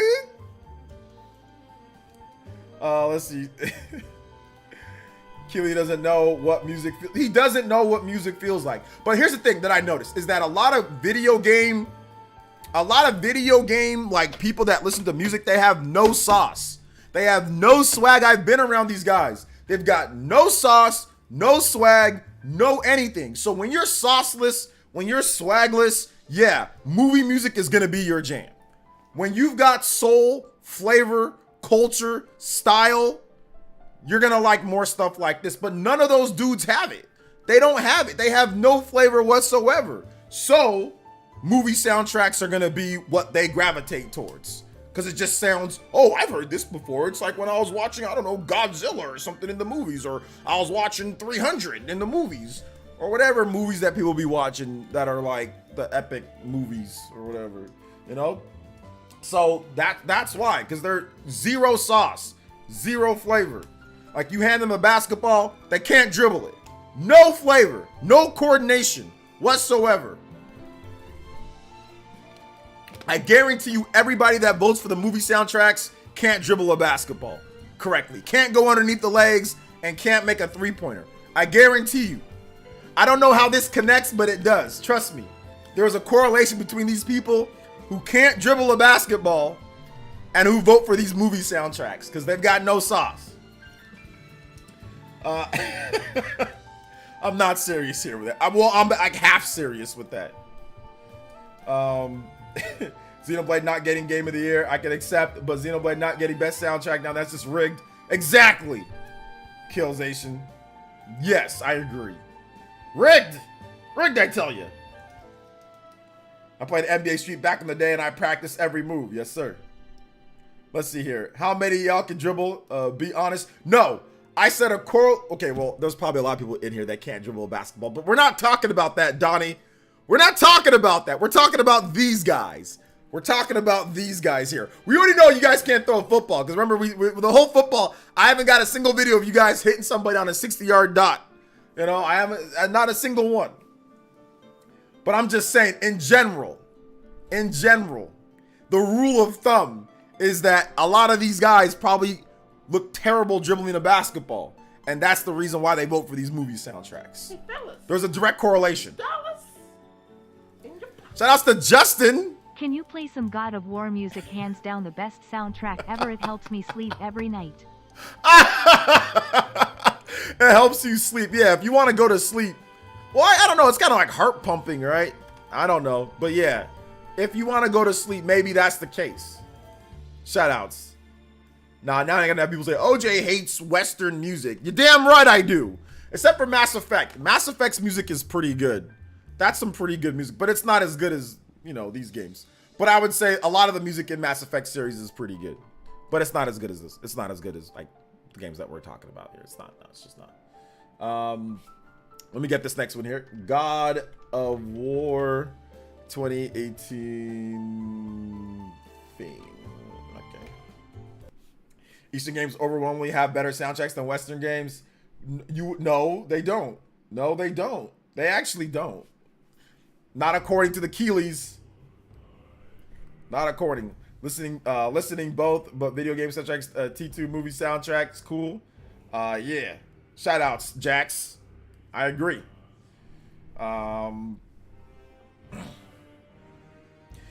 Wait, didn't you say the only music you listened to was video game music? No, they asked me the only music that I like.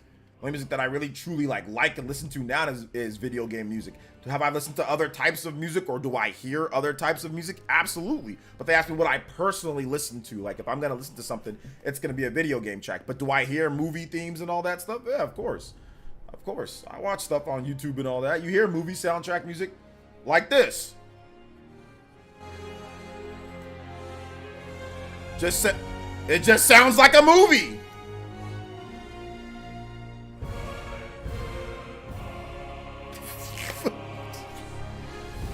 You could easily swap this music in for Skyrim's music and nobody would know.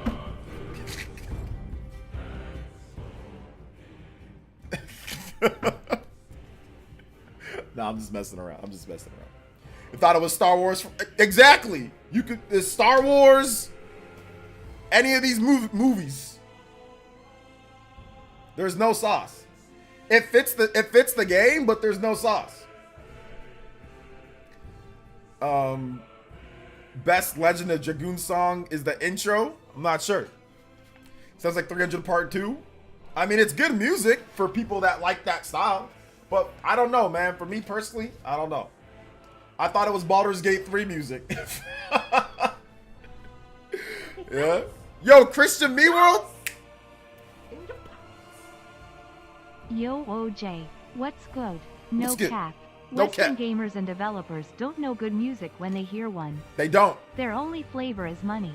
Can we get Satoru's theme from Golden Sun? Yeah. People with no taste here in the chat ain't ready for this. Yes, sir.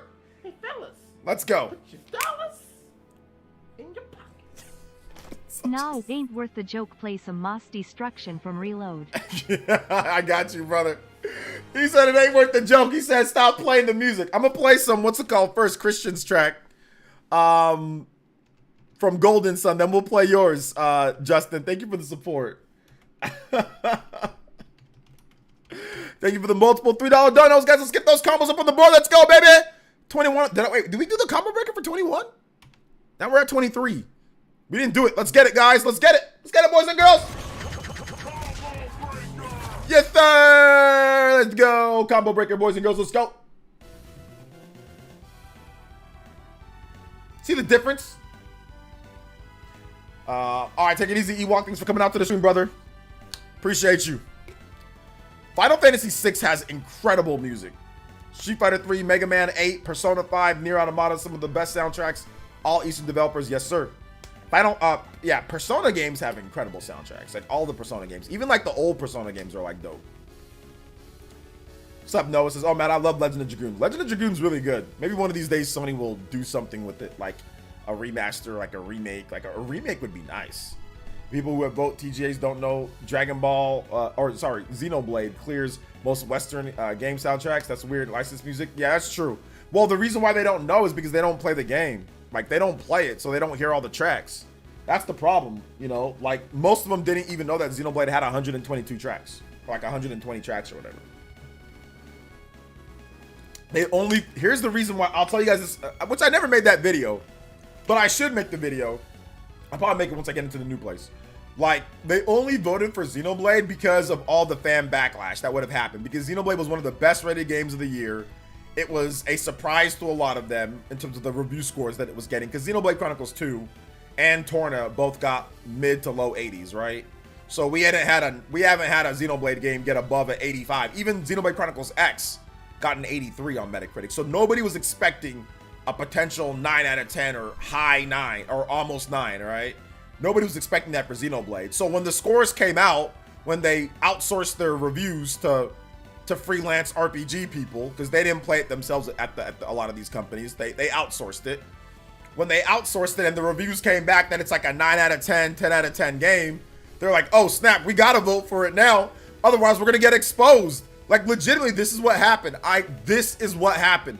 None of those dudes played Xenoblade. Like the same amount, like when the voting was in 2000 or 2017 or 2018, none of them played Xenoblade. None of them played it, but they had to vote for it or they had to nominate it. Otherwise it was going to be exposed as a fraudulent show, you know, because all their review sites were giving it 9 out of 10, 10 out of 10, a lot of 10s, a lot of 9s, a lot of high 8s, very little low scores. So Xenoblade 3 was an 89. Yes, it was an 89.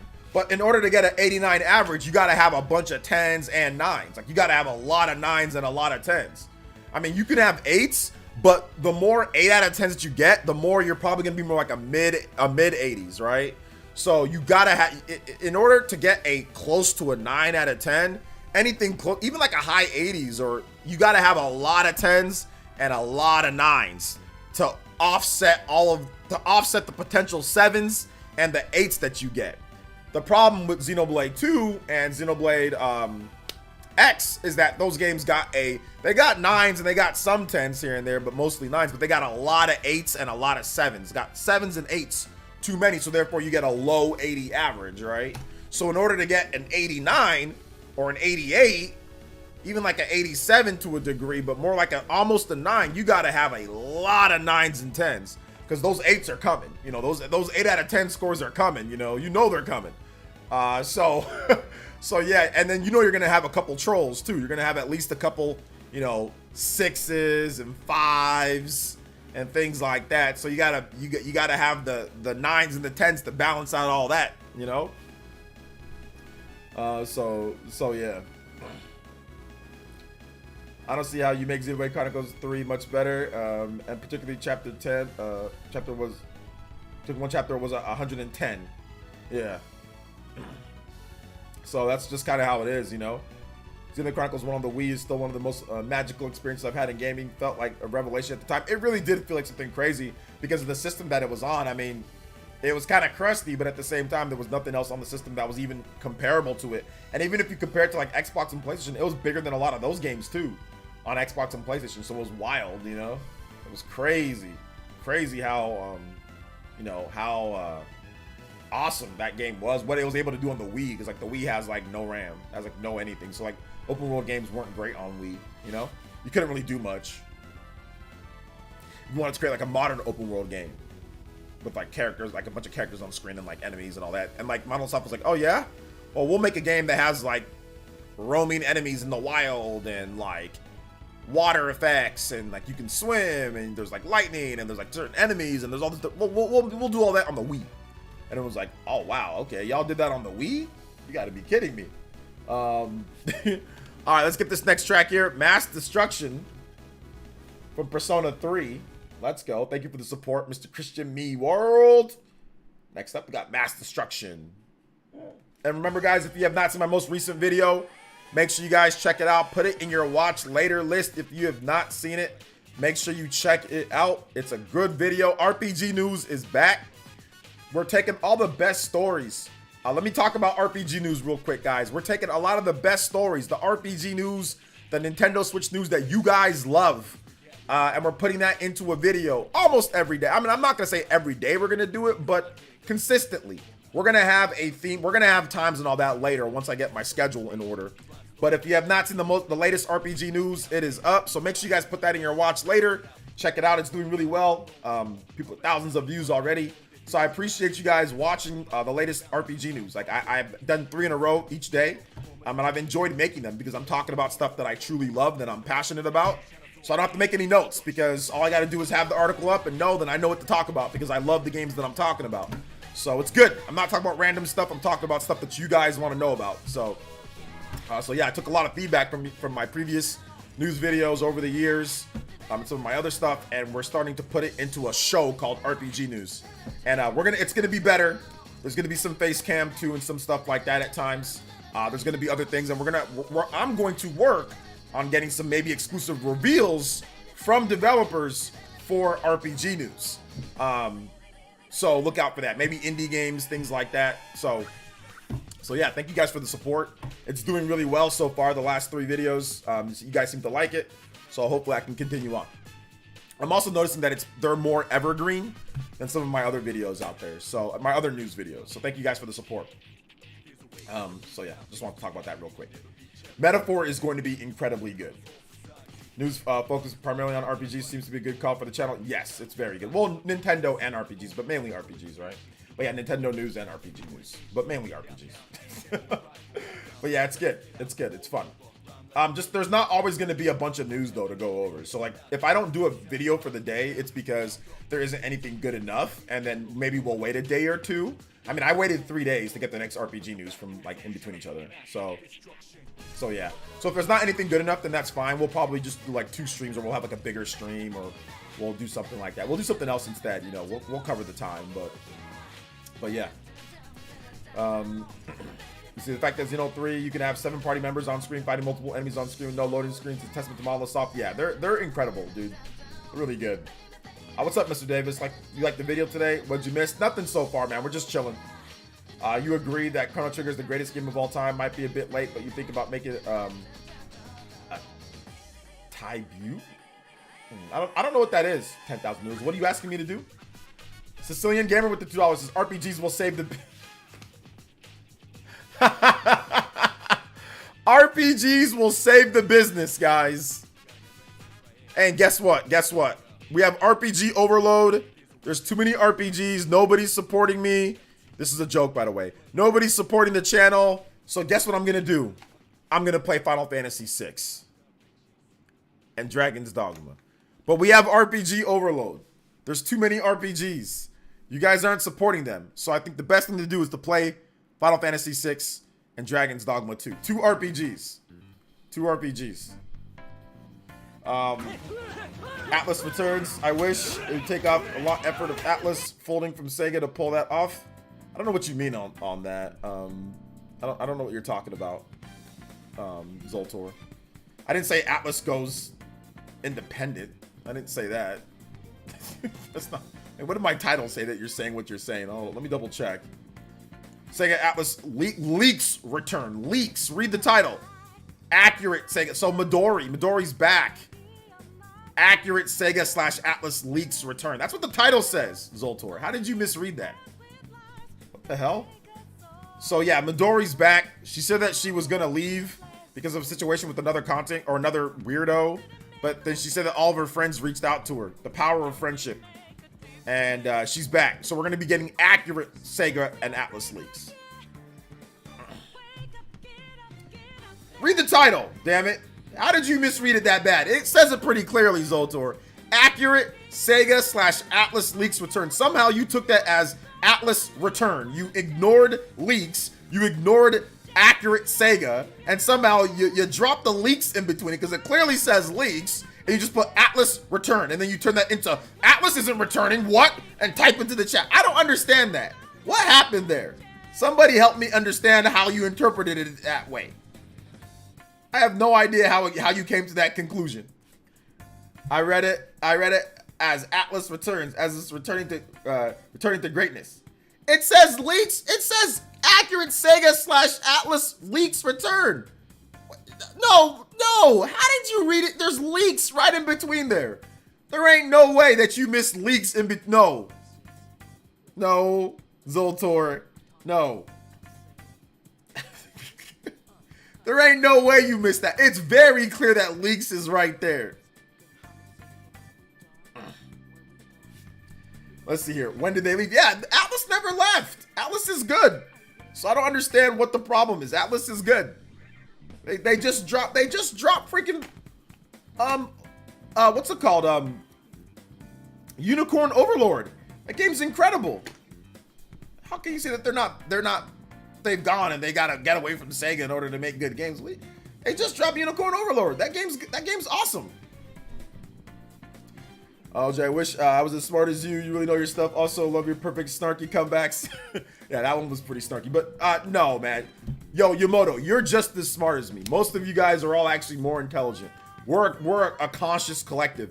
You guys make me intelligent. I wouldn't be as anywhere near as intelligent without you guys. And a lot of you guys are actually way more intelligent than I am. You know, I just simply respond and talk about video games and stuff like that. But I'm telling you, Yamoto, you're probably just as smart, if not more. So you're good, brother. You're good. And I'm not better than any of you guys either. So let me just throw that out there. I'm not like, oh, I'm smarter than all you guys. Not I'm smarter than the morons that come to my stream to try to troll me. Yes, I'm more intelligent than them. But no, I'm not more intelligent or smarter than any of you guys. I'm not better than any of you guys. So let's just make sure that we get that situated. You know, we're all the same. I beat Final Fantasy VI back in the day. Yeah. Probably hinder the collective brain power to be. You probably hinder it. Yeah. Let's see. Psychopie says, "Thank you, OJ. I am the smartest." Well, not you, Psychopie. I'm smarter. You know why? Not you. Because you also share a collective with Fidel. Anybody that's in cahoots with Fidel is not. I can't sit there and say that they're intelligent. I can't do that. So not you, Psychopie, but everybody else, yes. One great game in ages. ATLUS used to be pumping out God tier games left and right like no other. Persona 3 Reload just came out and that game's awesome too. What are you talking about? What are you talking about? You calling me dumb? Yes. It's exactly what I'm doing. It's exactly what I'm doing. Also, SMT5 came out in 2021. That game was awesome too. I don't know, what did ATLUS have in 2022? But most of ATLUS's releases are really good.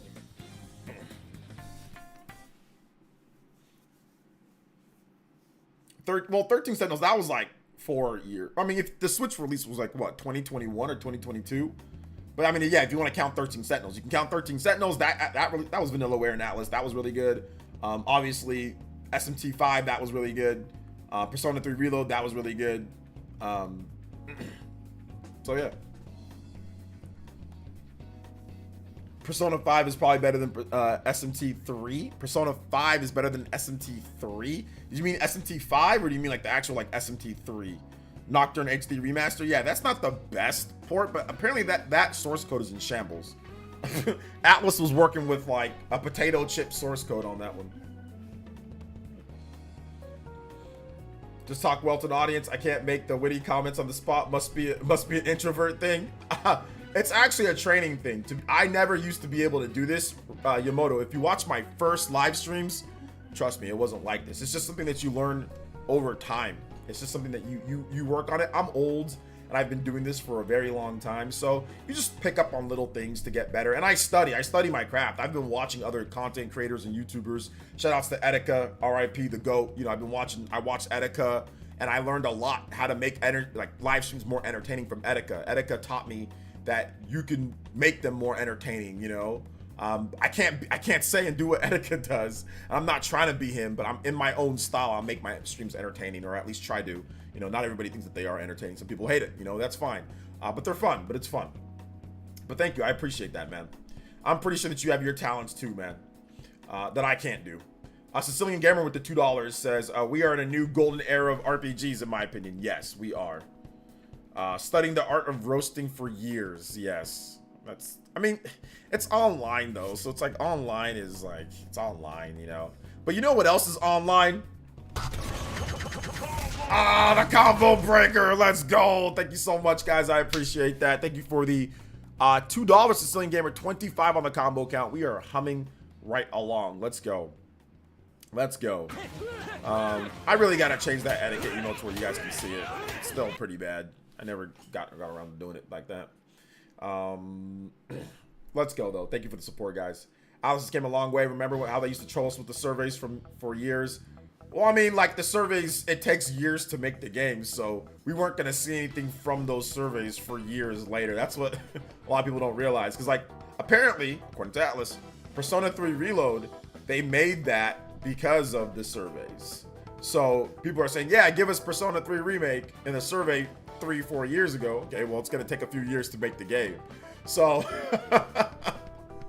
so it's like, oh, well, give us Persona on other platforms. They're like, okay, we'll do it, but it's gonna take us a couple years to figure out the ports, how we're gonna do it, the deals associated with it, Game Pass, all this other stuff. You know, we're gonna actually do the port, get the companies to do it, plan it, stage it.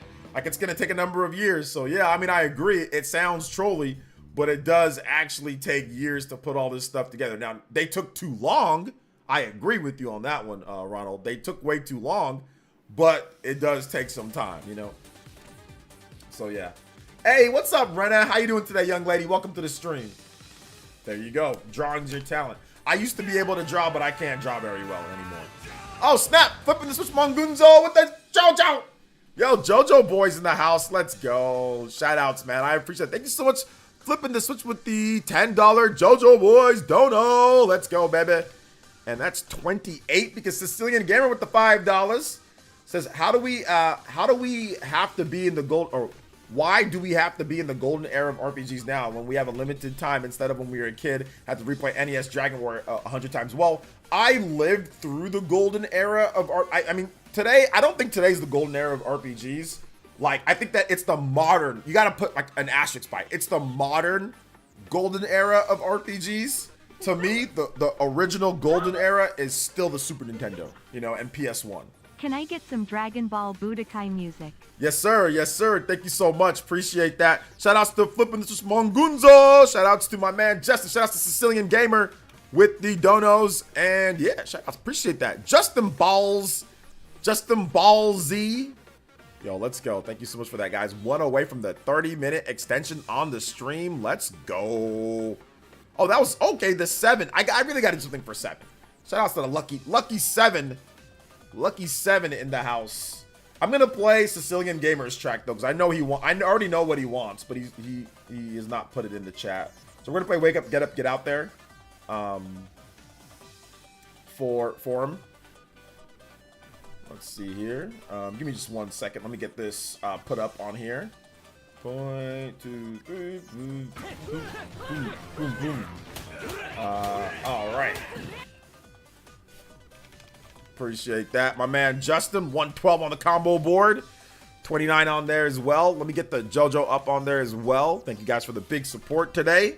Let's go. And let me get the... Wait, did we ever get Mass Destruction? Did we ever get it? I think we did, didn't we? Anyway, I think we did, but I don't remember. So, yeah, I think we did. Yeah, we did. Dragon Ball Budokai.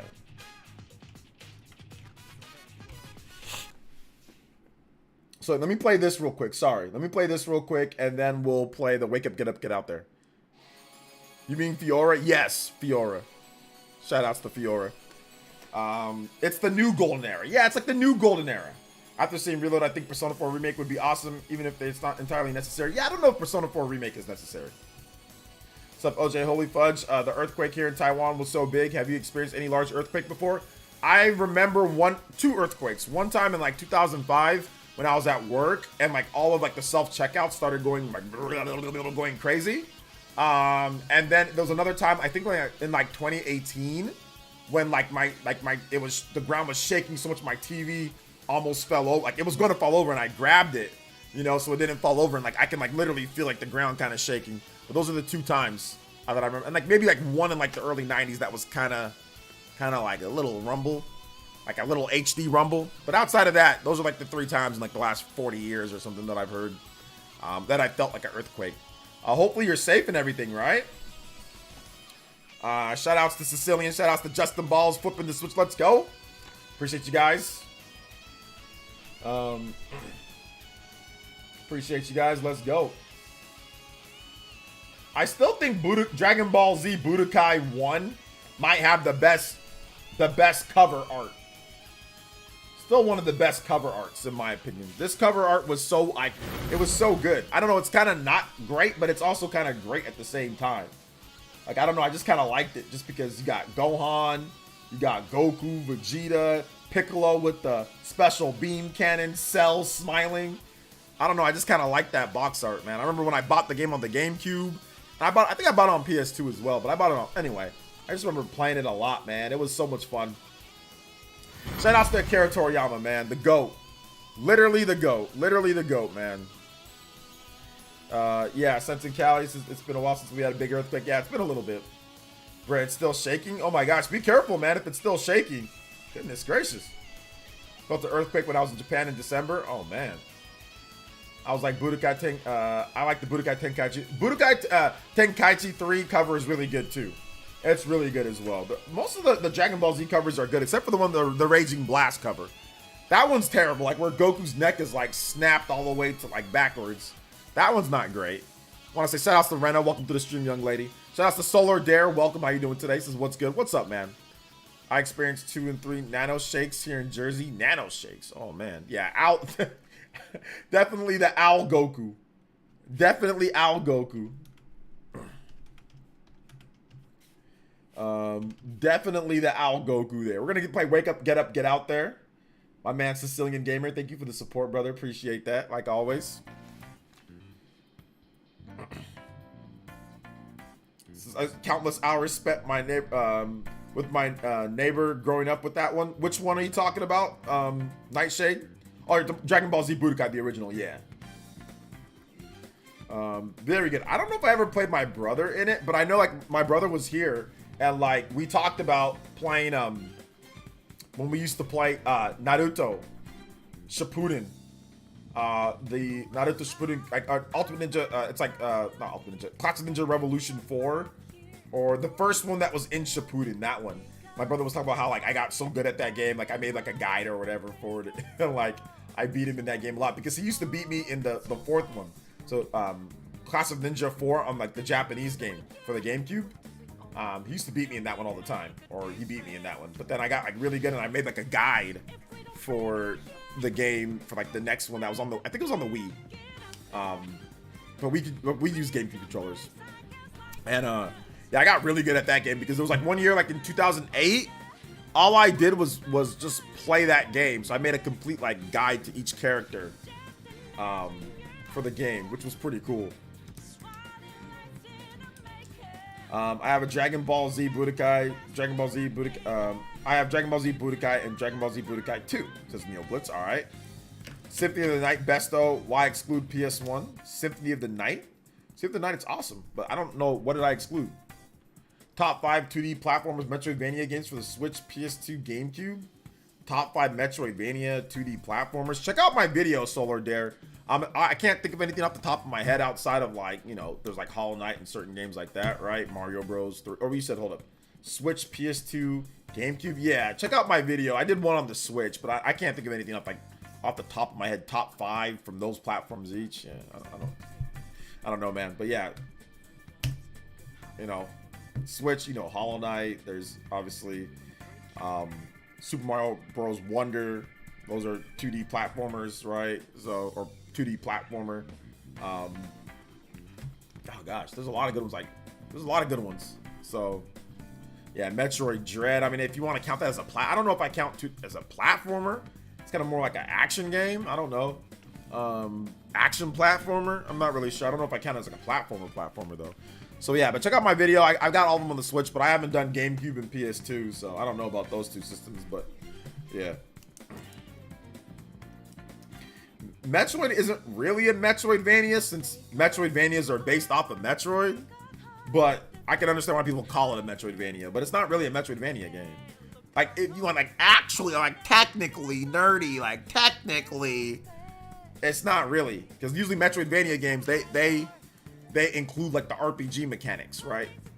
That make it like Castlevania RPG mechanics, but with Metroid's game structure. Metroid doesn't have the RPG mechanics.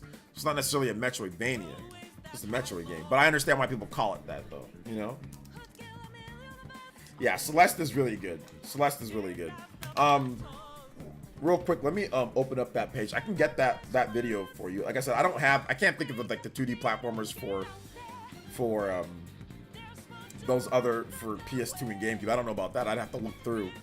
But because like those don't have a ton of like great 2D platformers. But I do have a list where I go over my top 25 best Nintendo Switch platformers. So if you want to check that out, you can check that out, you know. I don't recall playing a lot of 2D platformers on PS2 and GameCube. Like, a lot of that was about 3D gaming, you know? Yeah, I think the Messenger is on there. SteamWorld Dig 2 is on there, I think. I don't know if is SteamWorld Dig 2 on there? I don't remember, but check out that list, guys. It's a pretty beefy video. I think it's like 50 minutes or like 40 minutes long. Let me double check. So it's a pretty big video. So it's 43 minutes. Have been around for ages, and it's like 43 minutes long. So sorry, that was my voice playing in the background. It's like 43 minutes long. It's a lot of stuff. I did it 4 months ago, but it's got 60K plus views, and it didn't get good views at the beginning. So it's in the YouTube algorithm right now. Leave it to the algorithm gods right now. So yeah, check out that video.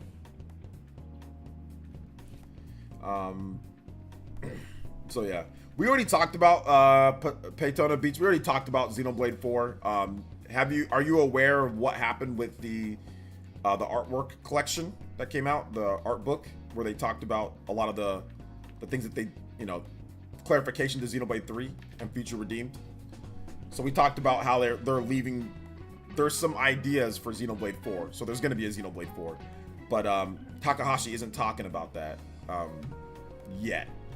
But yeah, that's the other thing there with Xenoblade 4. So, and we talked about Xenoblade 2 and Xenoblade 3 and Future Redeemed and the combat systems. We already kind of discussed a lot of it, so you kind of missed that discussion, that talk. But that was basically what we talked about. I'm an idiot. I have 30 minutes to get where I gotta be. Thanks for the stream, OJ. All right, take it easy, man. Don't cause a crash. I remember first hearing this tune from Persona 4. Thought it was Whitney Houston singing it. Whitney Houston. I can get Color Your Night for Persona 3 from the earlier Xenoblade Dono. Yeah, you can. I got you. Thank you for that, DeAndre. Appreciate that. Color Your Night. Yeah, if you drop a dono, guys, and you forget, you can always just remind me. if you think of the song, and I can play it for you, okay? Absolutely. Thank you for the support earlier, DeAndre. Appreciate that. After Image. I don't think I've played After Image. I bet that's pretty good, right? Yeah, I think we've all been there before, like where you have somewhere that you have to go and like you're doing something, or you're like in a stream, or you're doing whatever, and then all of a sudden like that time evaporates, you know? That time absolutely evaporates, you know? It's just gone at it, like boom, poof, vanish, you know? Vanish out of nowhere. So shout out to all the new peeps watching though. Appreciate you guys coming through and watching the videos lately and watching the streams. A lot of you guys coming in late watching the stream, so I do appreciate it. Make sure you guys hit the like button. Right now we are at 127 likes, which is not bad for me not plugging it at all. But if we can get to 150, that would be good. If you have questions, feel free to tag me at PlayerEssence, hashtag PlayerEssence. And we're also gonna watch something cool in a little bit, because guess what it is?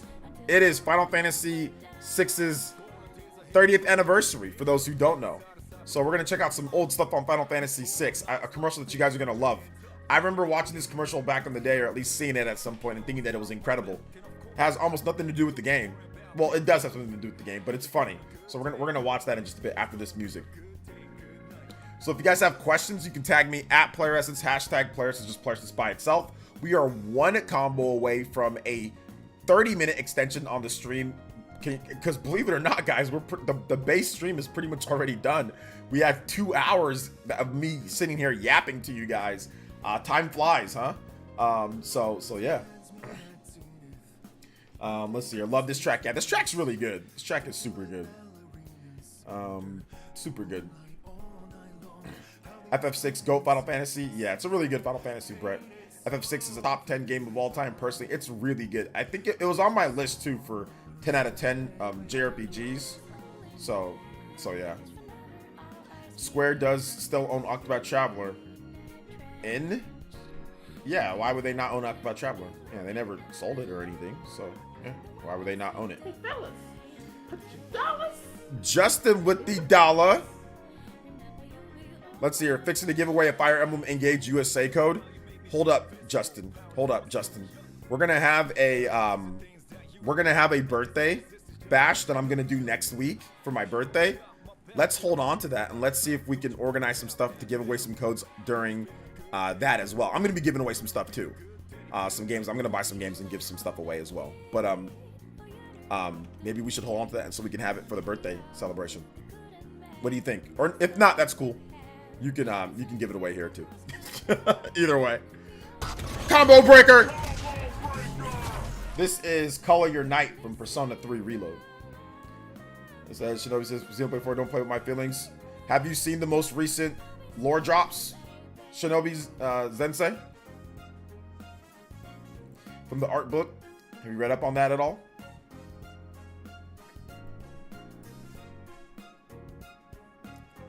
Let's see here. There's always been a beef between FF6 and FF7 on which one is the best. No? Not really. A lot of people say that FF6 is a better game, but FF7 is kind of like more influential for like 3D RPGs. You haven't? Oh. Did you watch my video on Xenoblade yesterday, at least? Shinobi? Are you aware of anything when it comes to like the Xenoblade stuff that's happened recently?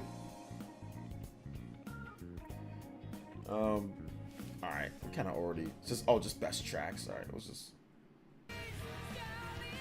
there's too much stuff there. We're just gonna do that. Keith Powell, what's good, man? Welcome. Can we watch some iconic scenes from FF6? We can't watch iconic scenes from FF6, but we can watch this awesome what's it called? We can watch this awesome video that we're gonna see right here. So give me just a second, I'll pull it up. But no, we can't watch iconic scenes just because, like I said, it can go a little bit too far. All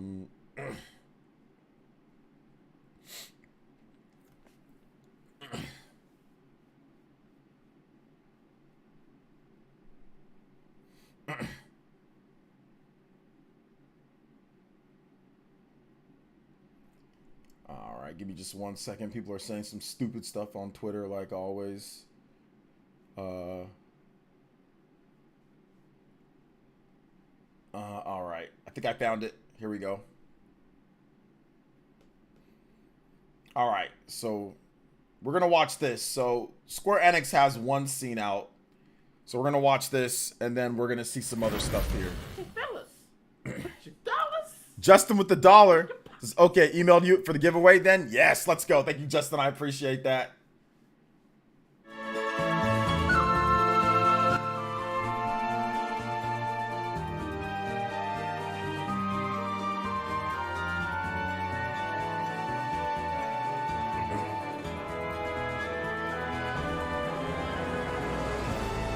So I guess this is some iconic scenes.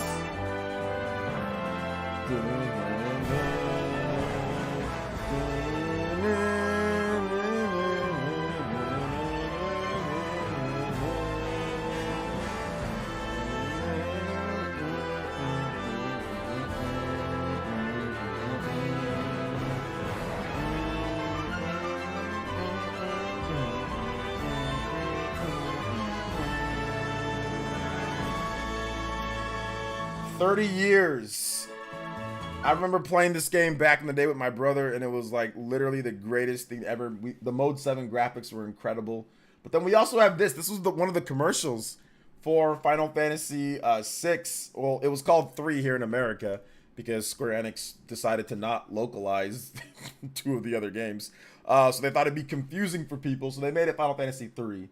So here's one of the commercials for the game. So, very funny. Okay, kid, show me what you got. Yeah, right.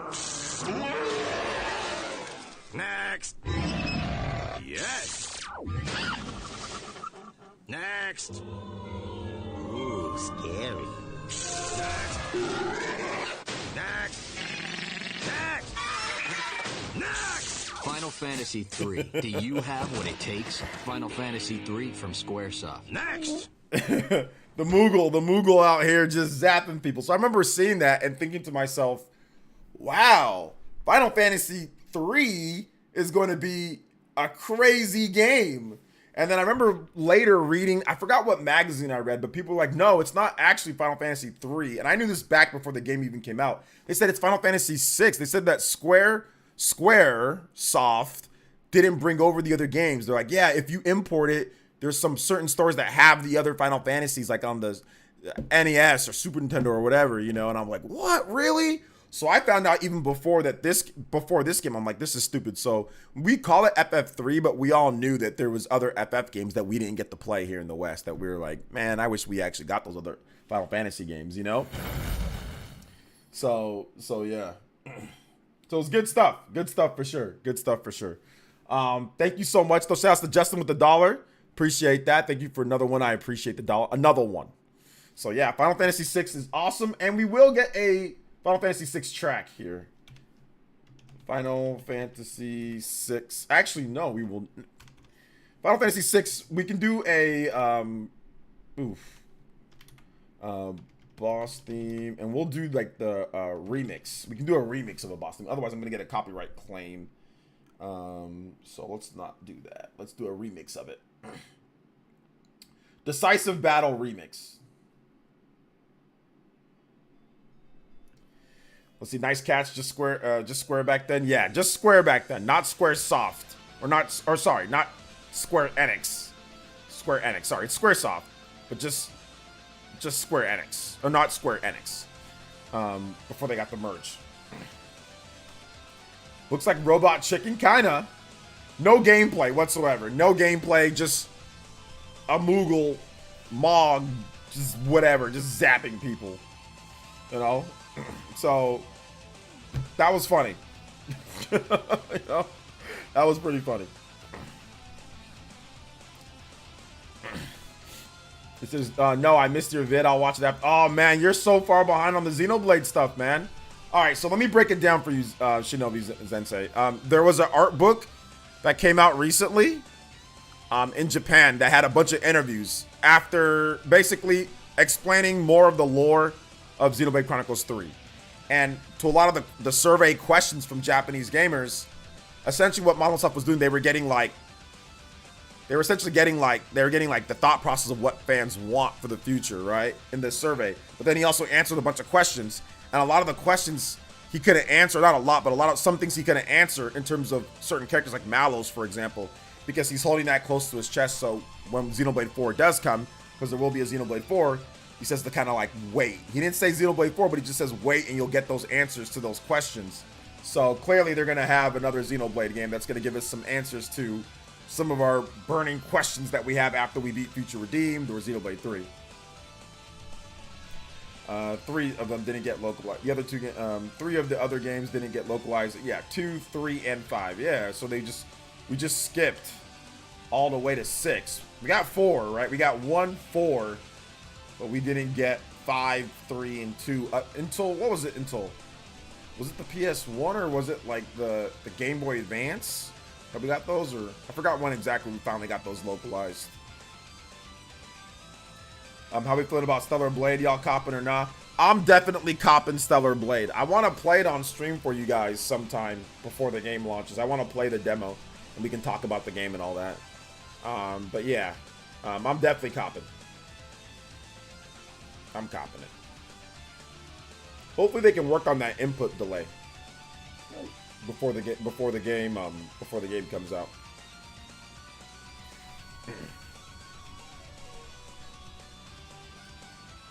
Let's see. Oh, nice. Thanks for the summarize, man. I'll watch your vid. Yeah, definitely. Like I said, guys, make sure you guys watch the vids daily.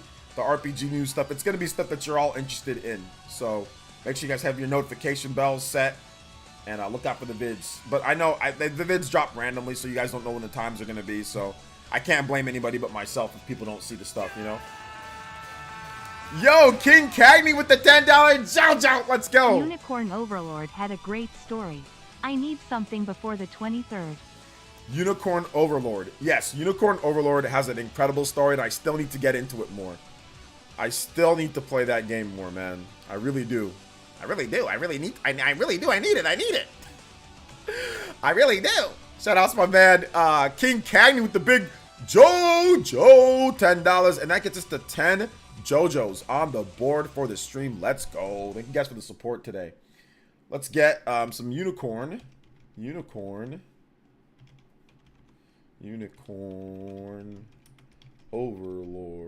music. All right. Unicorn Overlord music. Let's get this here. You can upgrade Perfect Parry and makes it feel better. It's not about the timing, the window. I have no problem with the window. I already upgraded Perfect Parry to make it the window. It's not about the window not being big enough. That wasn't the problem that I had, is that there's input delay. Like there's just flat out input delay in the game. Upgrading the Perfect Parry doesn't make the input delay better in the game, you know? It just makes the window better for you to Perfect Parry. You know, which is good. I mean, ultimately you have a bigger window, but there's still the same amount of input delay is still there, you know? Let's see. No Rest for the Wicked is the next game I'm snagging. That game is about to surprise a lot of people. That's from the Moon develop, like the Ori and the Blind Forest developers, huh?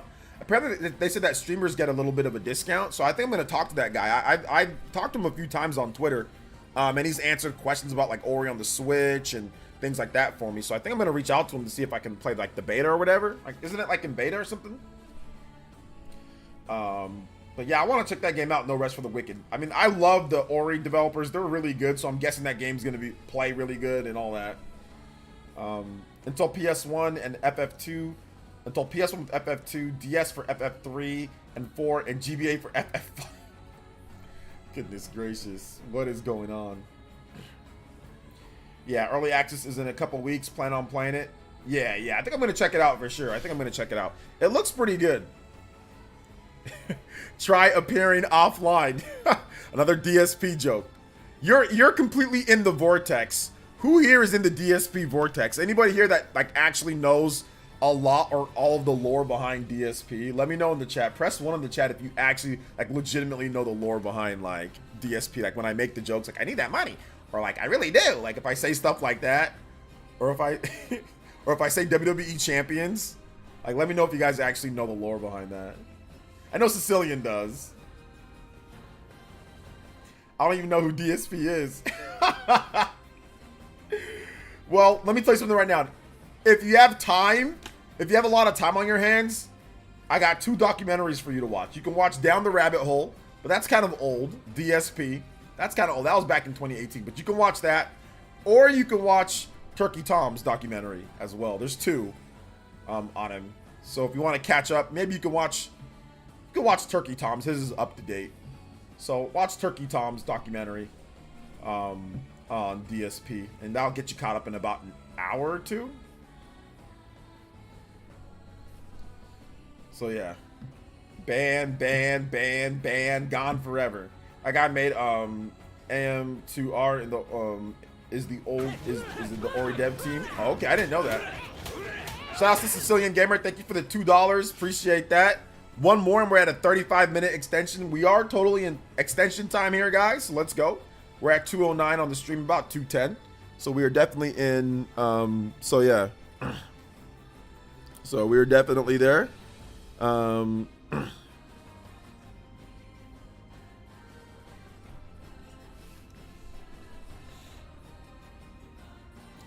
Let's see. Have you seen the trailer for Nexomon 3? I'm way more interested in that than Power World. I have not seen the trailer for Nexomon 3, but I want to watch it. I saw a screenshot for it or something. Nexomon 3, but I need to watch the full trailer. Like, I kind of want to get into that Nexomon game. Nexomon 3. Oh, is there a new trailer? Because I don't see anything new. Where's the newest trailer for Nexomon 3? Justin, can you link it if there's a new trailer? Because I don't see it on here.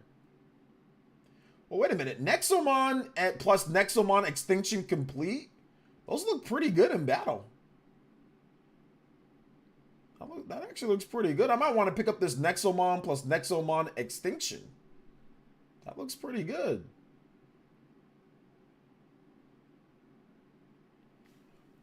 I don't want to pick that up. See how that... but let me know about that, because I don't see the latest. I don't know if there's anything new. The last one that I saw in there for Nexomon 3, there's a teaser from 9 months ago. Is that what you're talking about? Let me see if that's the teaser from 9 months ago. Yo, David V with the Unabudos! Hey, let's go. Shout outs. Hey OJ, Hey. can you play Gower Plains? Yeah, I can. I'm probably gonna add some Xenoblade 1 stuff because of Takahashi-san. I'm gonna play this Nexomon thing up next too after this in just a bit. Let me see here. You wanted Gar Plains. Thank you so much, David V with the Unabudos. Thank you so much, man. Appreciate that. Thank you for the support, dude. Seriously. Let's go. Actually, hold on. Let me see here. Let me do this. We're gonna play it right after the music's done. Actually, let me just get it up on. Let me just get it up on here, then we can just play it. We can pause the music real quick. I know the Gower Plains music is awesome, but we can just pause it. Oh no. Let me just do this. Oh yeah, it's the teaser trailer. Okay, it's the teaser. That's what it is. That's what I figured. I figured it was the teaser. I figured it was the teaser trailer for it.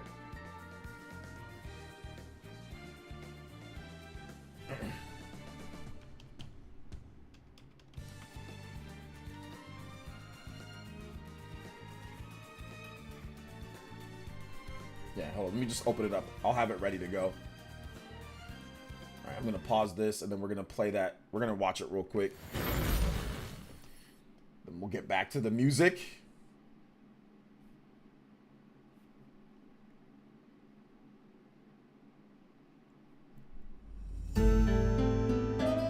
Looks really good. Shout out to David V, man. Thank you for the big $20. I got to add that to the combo count. Thanks, Justin, for the link. Hey, what's up, Chris Salazar? I'm doing good, man. How are you? All right, we're back.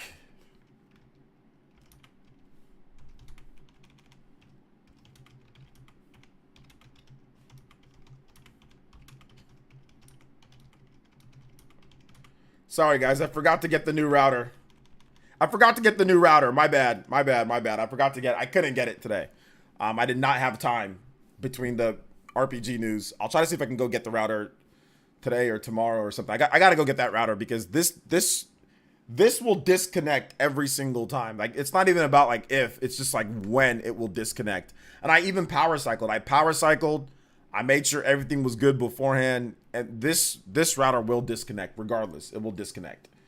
So I got to go pick up that router soon, like tonight or tomorrow. I got this keyboard's actually not that bad. That's not that bad compared to my previous one. So it's actually not that bad. Anyway, let's continue on here. So wait, this is just the teaser, right? They haven't actually shown anything, but yeah, the graphics look beautiful. Yeah, definitely a big step up above the previous Nexomon games. Yeah. Maybe see if Rich from Marutic has a spare router. No, that's okay. Spare router. Yeah, I've seen this. This is just, yeah, the... So when is this game coming? Is there like an official, like, the next Nexomon game will be in 3D, wishlisted. Okay. So that was almost a year ago. So yeah, cool. Good stuff, man. I'm looking forward to it. I want to get into the Nexomon games. Shout out to David V though. Thank you so much for the big dono. I appreciate that. Let's get the combos on the board. 36 on the combo count, guys. We are already there. We are almost there. Let's go. Thank you so much. JoJo boys go up to 12 on the JoJo count. Let's go. David V with the big support, man. Thank you so much, David V. We'll get your music going here. Remember the Phantom train in Final Fantasy VI? Yeah, you can suplex that train. Routers last about 3 years like clockwork. The funny thing is that my Netgear router has lasted way longer than that. But yeah, most routers that are like the regular routers, the budget routers, those are about, yeah, 3 years or so. If you get a really high quality router, like my Netgear Nighthawk router, that was like, back when I bought it, it was like $200, $300, which is not the highest quality, but it's a pretty good quality, right? So yeah, back when I bought that router, like that one still works. I use that router for my home usually, and it's great. It's a great router. But yeah, a lot of routers, 3-4 years, they're done. So yeah, you can suplex the train, man, which was awesome. I used to do that back in the day. Catching up on some gaming. Nice. It's nothing like a day off and catching up on gaming. See, I bought my mom a Cisco router back in... dun, dun, dun, dun. Wait, you bought your mom a Cisco router? I like the way that router moves. Was the router doing backflips on the beach?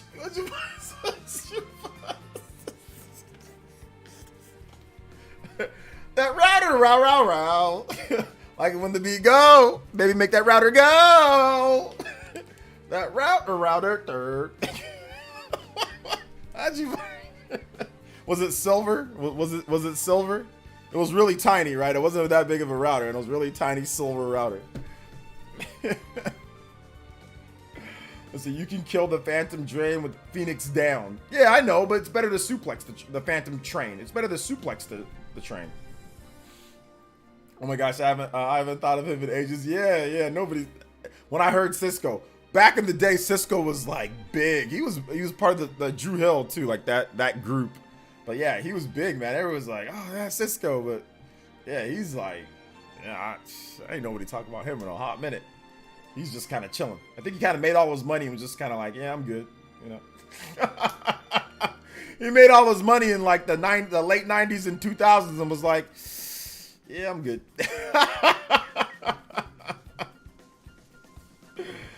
Oh, man. Let's see here. A real question, who's your favorite FF6 character and why is it Shadow and Interceptor? Those are definitely my favorite characters.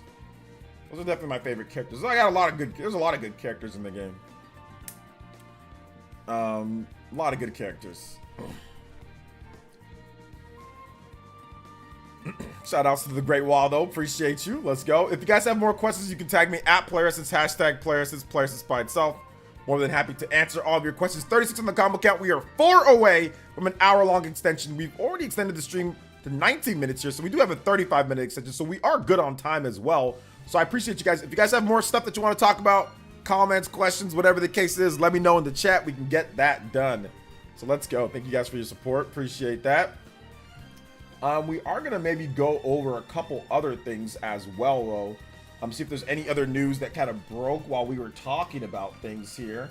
Let me double check.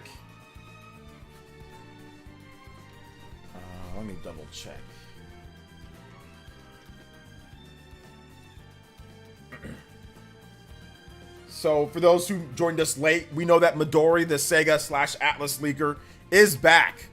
She is back. So she said that she's going away, but she is back. Now, I finally found out the listing for Hollow Knight Silksong. So you guys are going to want to hear this. So Hollow Knight Silksong apparently got a listing, right, on the Microsoft Store. There was a quote, or there was a tweet from Tiao on Twitter, and said, no, this isn't a list, an April Fool's joke. The hashtag Hollow Knight Silksong wishlist page is really up on Xbox. But the problem is this. Yes, the page is up, but that page has already been up on, I think, PlayStation and on Steam or on Nintendo for a long time. So that doesn't really mean anything, you know? That doesn't really mean anything. Jose, I tried to tell you that yesterday, but you did not believe us. Well, yeah, but no, I didn't believe that it meant anything. I was like, hey, there might be a list. I said there could be a listing up, but I said it didn't mean anything. Like, it doesn't mean like, oh, there's going to be like an announcement soon. I'm just saying like, hey, look, like this Hollow Knight thing, it's still there now. You know, I'm just not saying that there's going to be anything. We got to wait for an official confirmation. So this doesn't mean that Hollow Knight's all of a sudden coming, you know, tomorrow or something. That's what I meant. You know, that's what I meant. So don't expect that when it comes to Hollow Knight. We also have the Inazuma 11 stuff. So I actually got a chance to play Inazuma 11. And to be honest, man, like my patience for things is almost like non-existent. Like I downloaded the Inazuma 11 Victory Road demo. I watched the tutorial. Like I think I played about 2 minutes and then I turned it off and I'm like, I'm good. I think that it's probably a cool game, but I don't think I want to play RPG soccer. I think I don't want to play RPG soccer with all those mechanics that they have in the game. It's not bad. It's not hard to play, but I was like, I'm good. I played it just for a little bit. I'm like, I'm good. So shout out to Inazuma 11. Have you ever heard of the craziness with Chicken Wiggle? It's wild. The craziness with Chicken Wiggle. What is Chicken Wiggle? I don't know what that is. So what is it, Justin? You guys can let me know the craziness with Chicken Wiggle. But yeah, I did play. I know the craziness with the Inazuma 11 beta, and I played it for 2 minutes and I was like, yeah, I'm good. That's unfortunate. No, it's not bad. It's just I don't know. I just don't feel like playing it. I don't know. I just didn't feel like playing it last night, more like it. I think I'll probably try it again. And when the full game releases, I'll probably get a review code. I'll probably check it out. But yeah, I just tried it for like 2 minutes. Has anybody played the demo, the beta for Inazuma 11 and played online and like did all that stuff? And like, how do you like that? How about that? You guys tell me how it is, you know, with the game. So, you guys tell me. A Tui? What about a Tui? Hey, fellas, put your Christian with the dollar dono. in your pocket. This is one last request. OJ, I've been keeping with the Diddy of all of it, or Diddy of it all, and apparently he got into a police chase because he got shot at a nightclub. Makes me wonder. Let's play Diddy Kong's racing song. I mean, Diddy Kong Racing. There's a deep joke somewhere all lined up in there. It's definitely an intertwined joke. I feel you, brother. Thank you for the support. I appreciate that. All right, Diddy. Okay, Diddy Kong Racing music. So there you go. I don't know, man. Frosty Village is Frosty Village. Okay. Let's go. Shout outs to Christian V World. Thank you for the support, man. Thank you for the support. I appreciate that. Let's get the combo on the board too. 38, 2 more, and we'll have a 1 hour long extension on the stream. Let's go. Shout out to 7th Okage. What's up, man? Welcome to the stream. Welcome, welcome, welcome.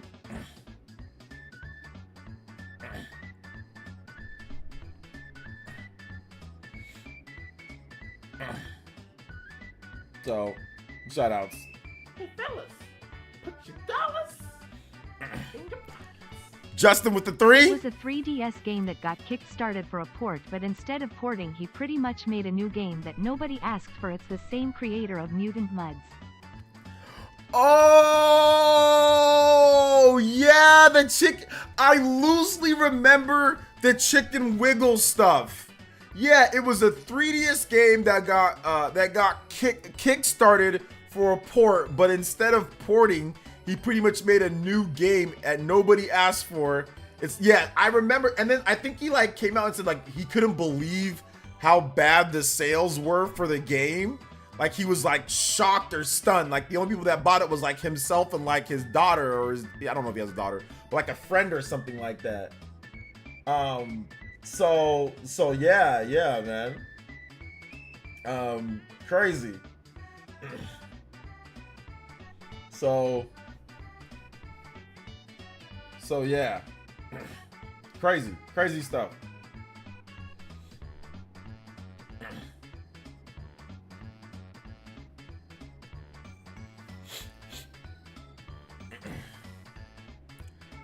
Let's see here. What's up, Style Boys? Welcome. Yeah, I remember something like that.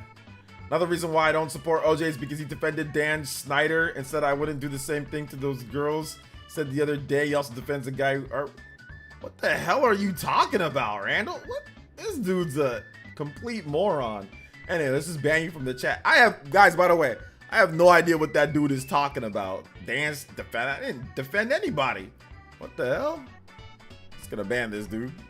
Yeah. I didn't defend anybody about anything. So, it's all good, man. Thanks for coming out to the stream. What the hell? Where'd that come from?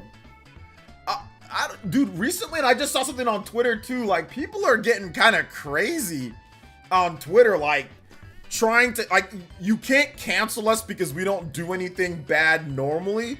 So now people are just kind of, like, making up stuff to try to cancel people or try to make up things that, like, never happened.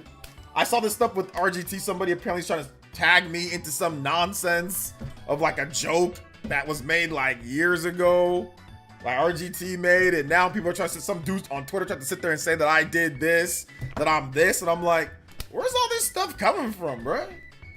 Anyway, moving on, Randall. Thanks for coming out to the stream, man. I appreciate that.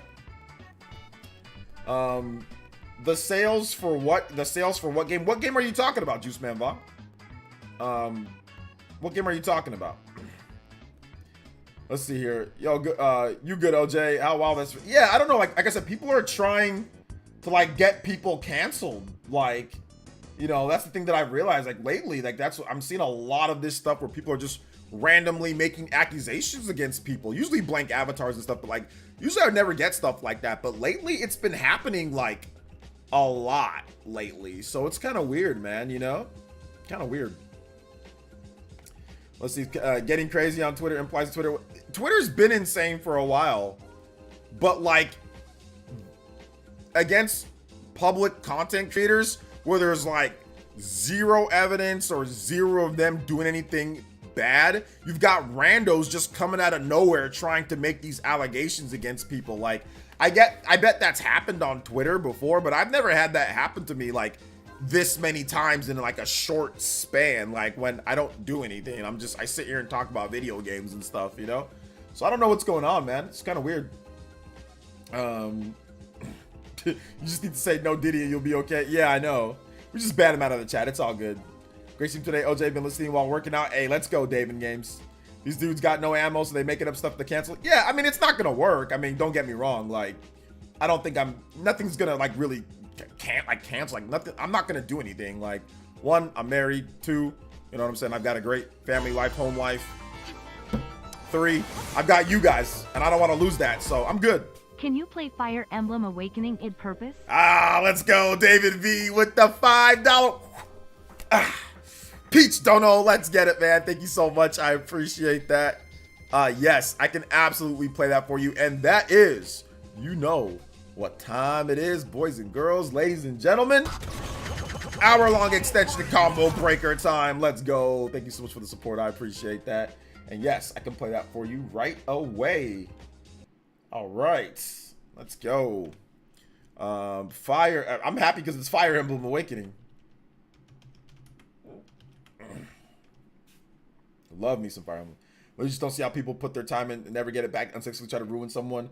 I mean, the thing about it is that, like, it's very much like we're gonna tie this back to Xenoblade. It's very much like the Mobius, right? You have a lot of unsavory, weird people that if they were given the type of power, what would they do with it? And that's essentially, like we talked about the Xenoblade art, that's essentially Mobius. Mobius is the manifestation of what people's desires, what they want, certain things manifested into evil and into their desires. And there's a lot of people that don't have that power, but if they were to get that, these are the type of people that would abuse it. You know what I'm saying? The people that lie, people that cheat, people that steal, people that do all these crazy things, right? People that make up stuff. Like, imagine if people like that were in positions of power at their job or at wherever. It'd be very difficult. And that's how this world falls into some, like, weird type of chaos at times. Like, you've got a lot of unsavory people in positions of power that are liars or that are manipulators. We've seen it throughout the history of time, right? So these people that are making up these things or whatever the case is, all it is just unsuccessful people, like unsuccessful people that didn't get power. And this is what they do to try to make themselves be seen or known. You know, their life is not much. They have no control over what they're doing. They have issues. So they look at other people that are doing better or that whatever, and they say, hey, look, I'm not doing well. I'm not well. So I'm going to take you down with me. You know, they want to pass their misery on to others, you know. So that's how I see it, at least, you know, because I've never levied fake accusations against anybody at any point, even when nobody knew who I was on the internet and I watched other content creators. And even if I didn't like them, I would never think in my mind, I'm going to levy a fake act, like a serious fake accusation or a serious accusation against anybody. I would never do that, you know. It's also being called raised with morals, but that's what these people are. They're unsavory, nasty individuals that really, you know, given any type of power or anything, would abuse it, you know? So yeah. Thank you so much for the support, though. I appreciate it. Agnamic Dreams with the $2 says, fake BS makes you want to support you more. Thank you. I appreciate that, Agnamic Dreams. I appreciate that, man. Seriously. Thank you. Can we play a remix of In Purpose? No, it's too different. Let's play the original.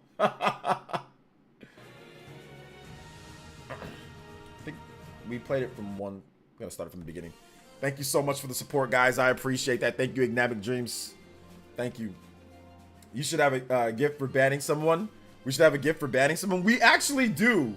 And now that I know how to make it, I'll make it. Once we get into the new office, I will make the Reaper seal a button on my Stream Deck. The only issue is that I need to get a big Stream Deck because the only button that I have available, I mean, I guess I can switch things around, but I need a bigger Stream Deck, essentially. But I'll make a button to where when we ban people, something will pop up. So look out for that. It's coming. But we have an emote for it. So if I ban somebody out of the chat, you guys can put the Reaper seal emote. But yeah, we have a GIF as well. We do have a GIF as well for the Reaper seal. We do. We've done it before, you know. We've done it before.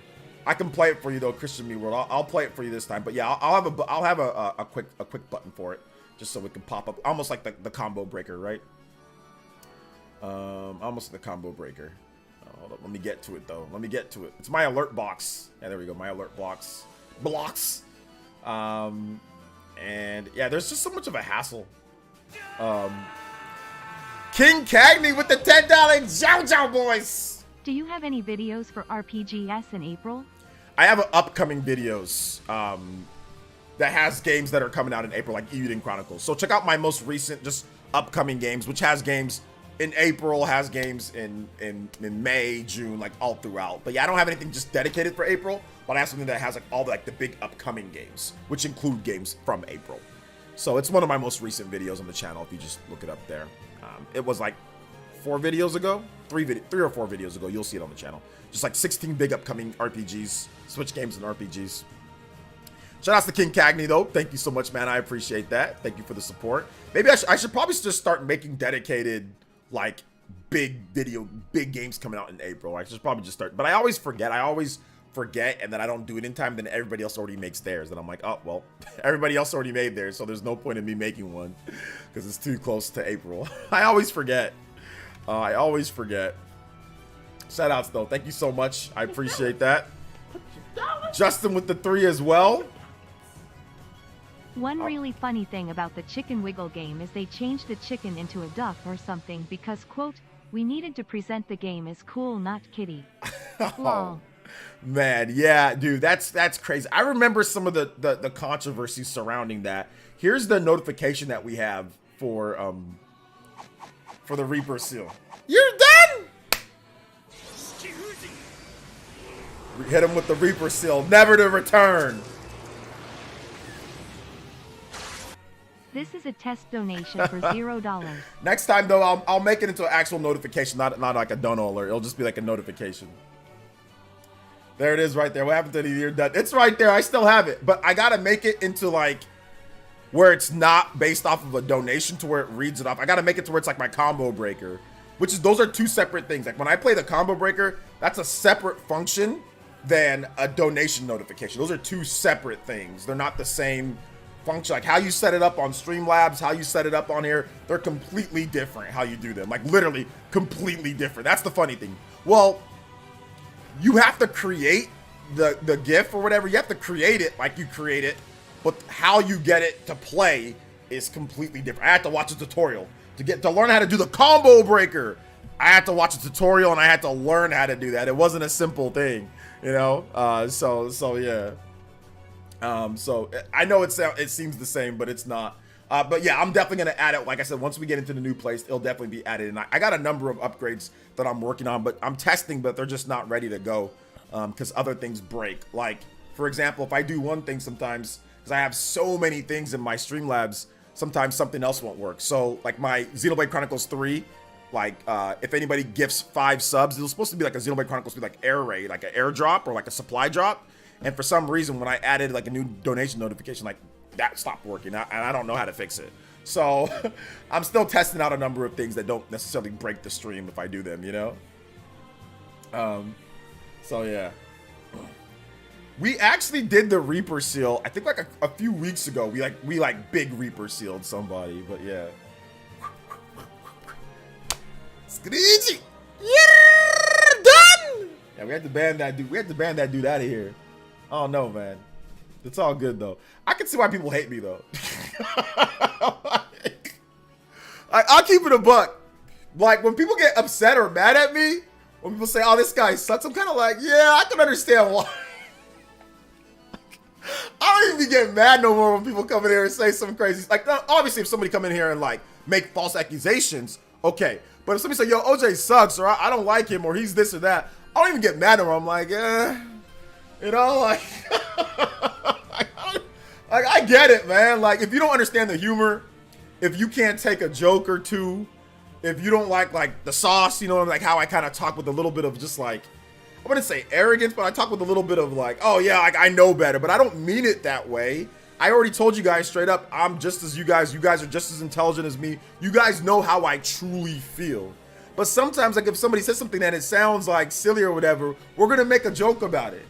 Or if we're talking about sales news, people don't like I talk about certain sales. No, I'm not gonna not give you guys the knowledge because you love Final Fantasy 16 or because you love this and that. So I can understand why people don't like the style or whatever. That's fine. My style's not for everybody. It doesn't have to be for everybody, you know? But I get why some people might be turned off by that, like how much I talk back to people or whatever, you know? A lot of people just want content creators to lie down and take it all the time, and that's just not gonna happen with me. You're just not gonna come to my stream and you know, and say whatever you want to me and treat me like that. Nobody said anything to you. Nobody treated you like that type of way, right? So you're not gonna do that in my stream. So some people don't like that. It is what it is, though. Let's see. Do you think the Dragon Age game will be released this year? No, absolutely not. Because of people's Nintendo Direct hopes every couple of months, we have to. Having a backbone and clapping back is only a good thing. It really is. Like, sometimes you let things just go. You know, like, there's been times where I just ban people, I just time people out, I'm just like, whatever. But there's other times, like, you got to actually stand up for, like, stick up for yourself. Otherwise, people are going to think that you can just do it over and over, you know? And there's other times where, like, you just kind of go with the flow, right? Like, if somebody's saying something or somebody online has some type of thing that they don't like, just leave it. Just let it be. Like, Spawncast chat. I used to be in the Spawncast chat salty at times. Like, oh, no, this and that. I'm like, man, I got tired of doing that. I'm like, there's no need for me to do any of that. Like, I'm good. Like, whatever they want to say, that's cool. If they want to say that I suck, okay. If they want to say that I'm not good, I'm not even going to pay attention. I don't care. Or even if sometimes somebody says, I went into the comment section a couple times afterwards, and people saying all sorts of stuff. I don't say nothing. Like, one time people were saying that I'm being mean to Josie, or, oh man, I'm glad that you said something back to Josie, when I was just basically having some silly banter with her on the Spawncast. Like, when I made a joke about something, and like Josie was like, oh, well, I don't like, you know, something. She's kind of snapped back at me about something or whatever. And it wasn't even that big of a deal. Like, I didn't even take it any type of way.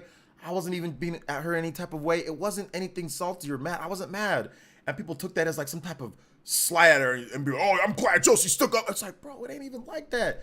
You're making a podcast, bro. Sometimes you're gonna say some things that somebody might seem like, what the hell, why'd he say that? You know, and sometimes they snap a little bit. At times, I've seen it between Sean and Click, or between Click and between Dreamcast Guy, or between me and whoever else. It's not that big of a deal. It's just normal podcast stuff. It happened on my podcast when I ran my podcast all the time. It happens on lots of stuff. That's just a discussion. It doesn't mean people are angry or they don't want somebody to talk or anything. So sometimes people be taking it too, like, they be taking it too much, like too extra. It's not that big of a deal, you know? Probably the Kardashians. Yeah, it might have been about the Kardashians thing.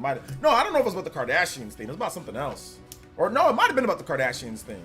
And yeah, I was just being snarky. I was just being my normal snarky self, you know? That's it. It wasn't anything more than that. That's just how I am on the podcast. I said it's not anything like against them. And Josie's cool. She wasn't angry or mad at me or anything. It's because white knights on the internet haven't talked to her before. The simp route, is that what you're saying? I think some of it there's definitely some of that. I don't know if that was part of it, but there's definitely some of that going on for sure. I don't know if it's on the Spawncast, but there's definitely might be some of that. Some people do got like that white knight, you know, White Knight Chronicles, you know. Shout out to Justin though. Thank you for the support, brother. Appreciate that, man. Thank you for the big support. Let's go. Says, no, you're right, OJ. Some of these gamers are sauceless. Some gamers are sauceless though. Like, some gamers are they want a very standard stream where the person just sits there and just does whatever, right? But no, obviously some people want entertaining streams. Like, you see people, you know, are crazy, but I don't know. It is what it is. It is what it is. I respect all the peeps out there, man. I respect everybody out there just doing what they got to do. Watch whatever you like. Whatever you like to watch, it's all good. I support it. As long as everything's good with you. You know, I checked and I had 15 hours of speech show time, so there you go. Okay, so you 100%ed it at 15 hours. Nice, nice. Reg the Gamer with the subscription. Thank you so much, Reg the Gamer. Appreciate that. Welcome to the Elite Ninja Village. Thank you for subscribing.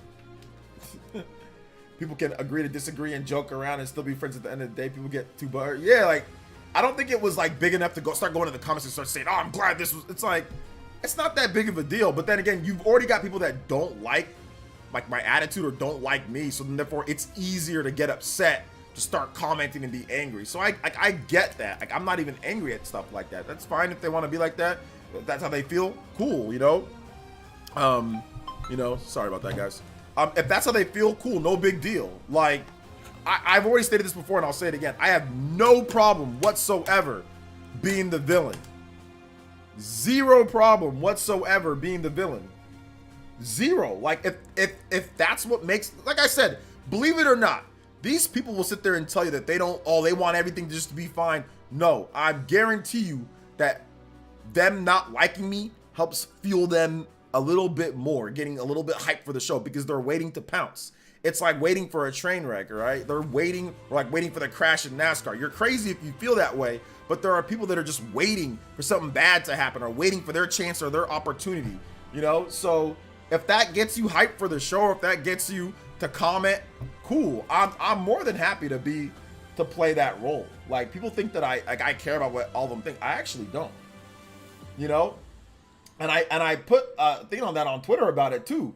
I put on Twitter about that multiple times. I said, yo, like, this wasn't just me liking, this is what I said on Twitter. I said this right here.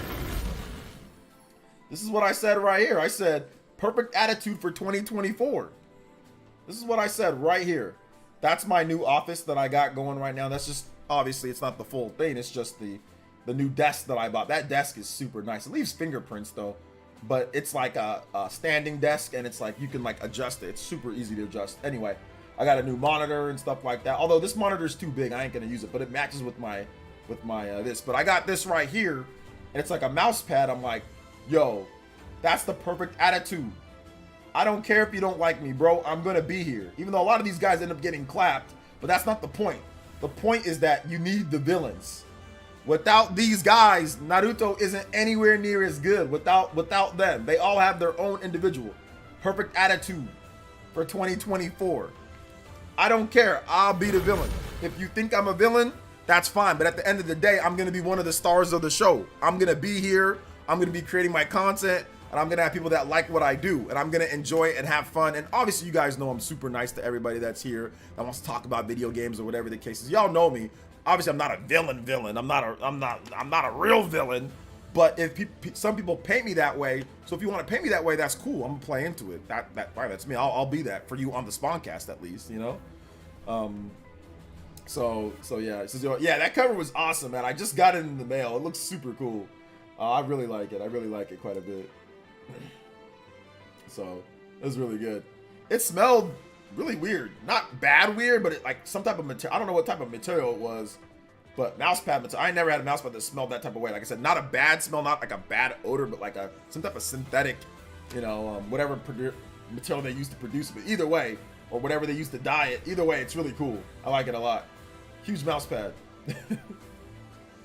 Villains challenges heroes to be better. Yeah, for the villainy. Exactly. You gotta have somebody there. You gotta have good villains, otherwise you don't got a good show. You know. So yeah. Quick says that she'll come back on the show if I paint my fingernails. She said if I paint my Akatsuki fingernails, she'll come back to the show. So I was like, all right, let me know. Let me know what you want. I got them done. Black and red. Let's go.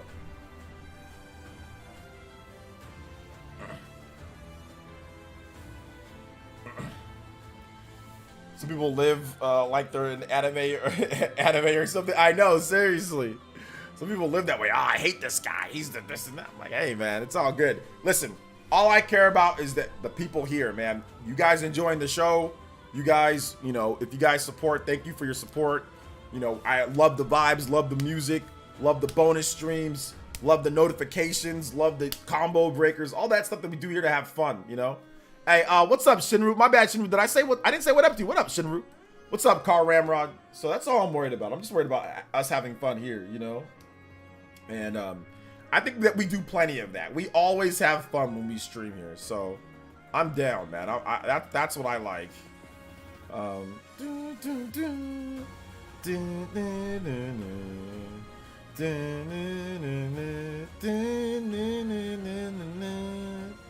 Oh man, this song, Fire Emblem 3 Houses, the apex of the world.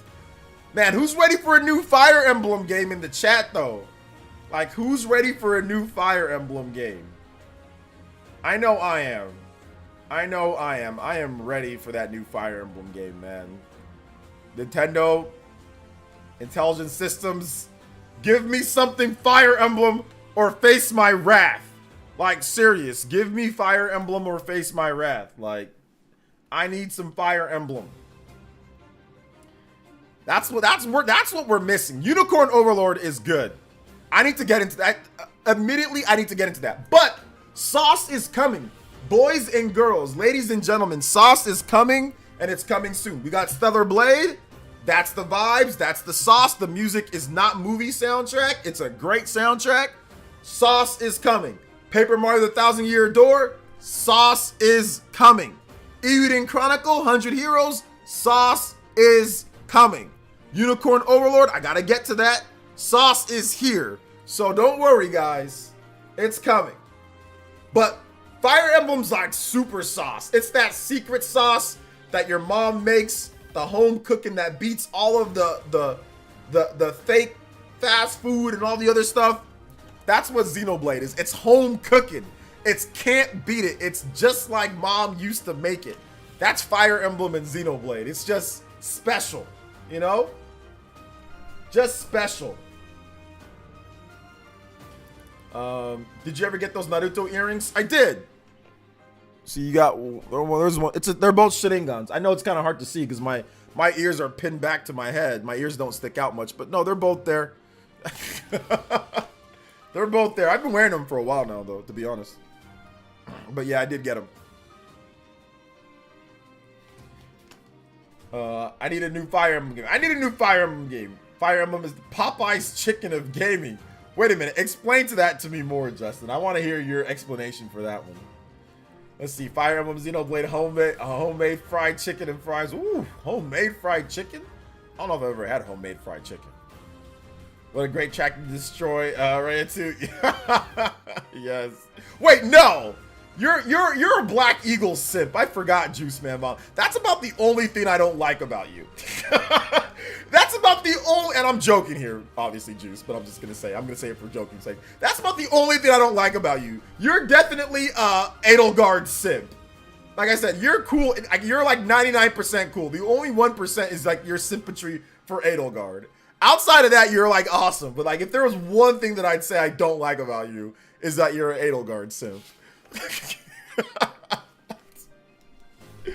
Let's see here. He says, I'll make you some. OJ, can you make me some? I would like some homemade fried. Actually, man, that's unhealthy. I got to make sure that I exercise exercise before I eat the homemade fried chicken. But yeah, fried chicken's delicious, but I don't eat it very often just because it's just a lot of calories and it's unhealthy. But yeah, chicken's good. Fried chicken's good. I don't eat a lot though. Trader Juice, new Fire Emblem, new Xenoblade, new Mario Kart. That's super peak. The Switch era from like 2017 to 2023 it was just, we were in a constant state of like, when's the next direct? Oh, the direct is here. Oh, they announced this. It was always like something that people, oh, I don't like that direct as much, or oh, that direct was okay. But then there was always something like lit, at least like one or two lit things in each direct. So right now we're in the lull, man. We're in the lull. We gotta wait a little bit. But I'm telling you, they're cooking up something. They're cooking up something delicious, bro. Yeah, we do have song requests, Meeping. But you gotta drop a dono of any amount. If you drop a dono of any amount, then you can get a song request. And it's got to be a video game track. It's got to be a video game track that's not copyright claimed. Like, so it can't be like, you know, Beastie Boys or something that's gonna be like that. So yeah. Don't know of any amount. Yeah. Because you're broke. It's all good, man. Enjoy the music. We got some great tunes though, Meeping. We got some great tunes. All right, so we're gonna time you out. You're kind of weird. So we're gonna time you out. You're kind of weird. I'm gonna time you out for about 10 minutes. Thanks for coming out to the stream, Meeping. Appreciate you, brother. I want to say, brother. No, I appreciate you, dude. So check your DMs. Discord example of homemade with veggies. Homemade with veggies. Homemade with veggies. All right, let me check it out. You made some fried chicken. I didn't get anything. Shouldn't we? Yeah, I didn't get anything yet. I think it's coming. Yeah, I think it's coming, shouldn't we?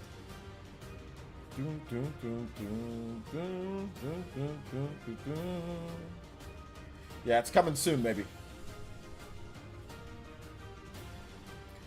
Oh, Discord DMs. My bad. I do not use Discord enough. I thought you were talking about Twitter DMs.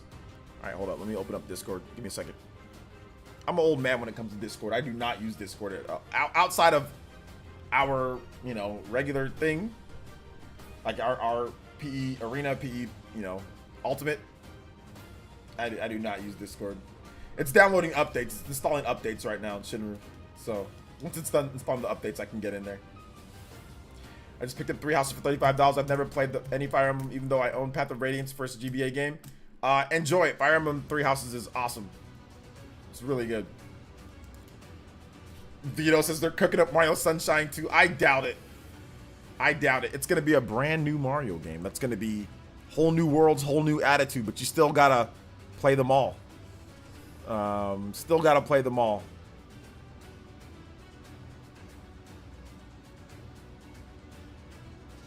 All right, let's see here. Message requests.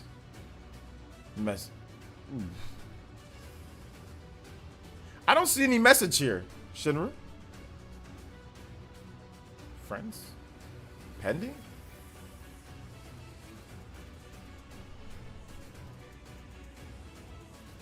Yeah, I don't see any it should be in my message requests, right? Yeah, I don't see. Oh, never mind, I see it. My bad. Okay, yeah, I see it here, Shinru. Oh yeah, that looks pretty good. That looks pretty good, yeah. Good stuff. They're not gonna do Mario Sunshine 2, guys. Like they're not gonna do Mario Sunshine 2. That's also one of the worst selling mainline 3D Mario games. I think Mario Sunshine sold worse than like Super Mario 3D World on the Wii U, if I'm not correct. And like the Wii U only sold like one of the worst. It's like the worst selling main Nintendo home console of all time. So yeah, I doubt they're gonna do a. I doubt they're gonna do a Sunshine 2. Andros, the Warrior of High Alpha. I love that name, by the way. Thank you for the $20. Says, what Fire Emblem do I start with? Because the only characters I know much is Marth and Roy from Smash Bros. Any recommendations? I got a PS5 like a month ago. I've been playing is it Tokiden Kiwami as my first game. Wolf out, Wolf out, dude. All right, thank you so much, Andros. Thank you for the big 20. Yeah, Fire Emblem. I think that you can go with Fire Emblem Three Houses. That can be your, if you have a Switch, you can go with Three Houses. I would say that'd be a good first one to start off with. See how you like that one. Yeah, absolutely. Thank you so much for the big $20. 3 more on the combo board, 2 more on the JoJo board, 15 on the JoJo's. Let's go. Thank you for the big 20 super chat, JoJo's. Excuse me. Thank you so much, man. I appreciate that. Let's go. Thank you so much, man. Thank you for your support. It means a lot. Means a lot. Shout outs to you, dude. Thank you so much. We still got some time left, guys. We got about 5 minutes left on the stream. And also Car Ramrod with the I'm really feeling it. Let's go. Thank you so much. I appreciate that. Car Ramrod with the Twitch Prime over there. Remember, guys, if you have Twitch, you can get your Twitch Prime if they still do that. I think they still do. That'll count towards the combo count. Thank you for the support, guys. Appreciate that, like always. All right, we've been listening to a ton of Fire Emblem music. Legend of Dragoon. Yeah, you can. Absolutely. Thank you for the Twitch Prime. Yeah, thank you for the Twitch Prime. Legend of Dragoon music. Thank you for the support, too, Car Ramrod. All right, let me get this. There's a track that I really like from Legend of Dragoon, but I don't remember what theme it was. We'll just play this. Darts theme. Legend of Dragoon is so 90s, man. It's so 90s, early 2000s. Hotel Mario 2. Let's go. Hotel Mario. They're doing Mario Moonlight instead. Instead of Sunshine. Let's go. Justin with the $3 in the pockets. Can I get Super Mario World credits theme? It's the Popeye's chicken of credits themes. The Popeye's chicken. Yo, Popeye's chicken everywhere, man. I actually like Popeye's chicken. When my wife first came here, we would eat Popeye's chicken a lot. Well, not a lot, but like we would go there. I haven't been there in a while, though. We have not been there in a while, but we used to go quite a bit. We used to go.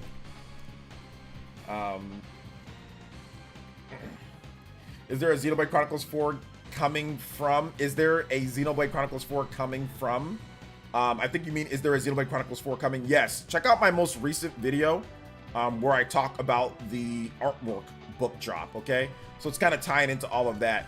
There's the artwork book drop, and there's some links to read all the stuff from there and stuff that Takahashi holds back for like the next Xenoblade game. So we kind of already talked about it. You're late to the stream, MMC. But check out my most recent video, RPG News with Xenoblade. You'll see the thumbnail. We talk about more there. So you kind of have to have some information about what happens in Xenoblade Chronicles 3, Future Redeemed, and the artwork book. That was, and there's, you can read it. It's all there. I put the link in that video. But yeah, once you know about all that, then we can properly talk Xenoblade Chronicles 4.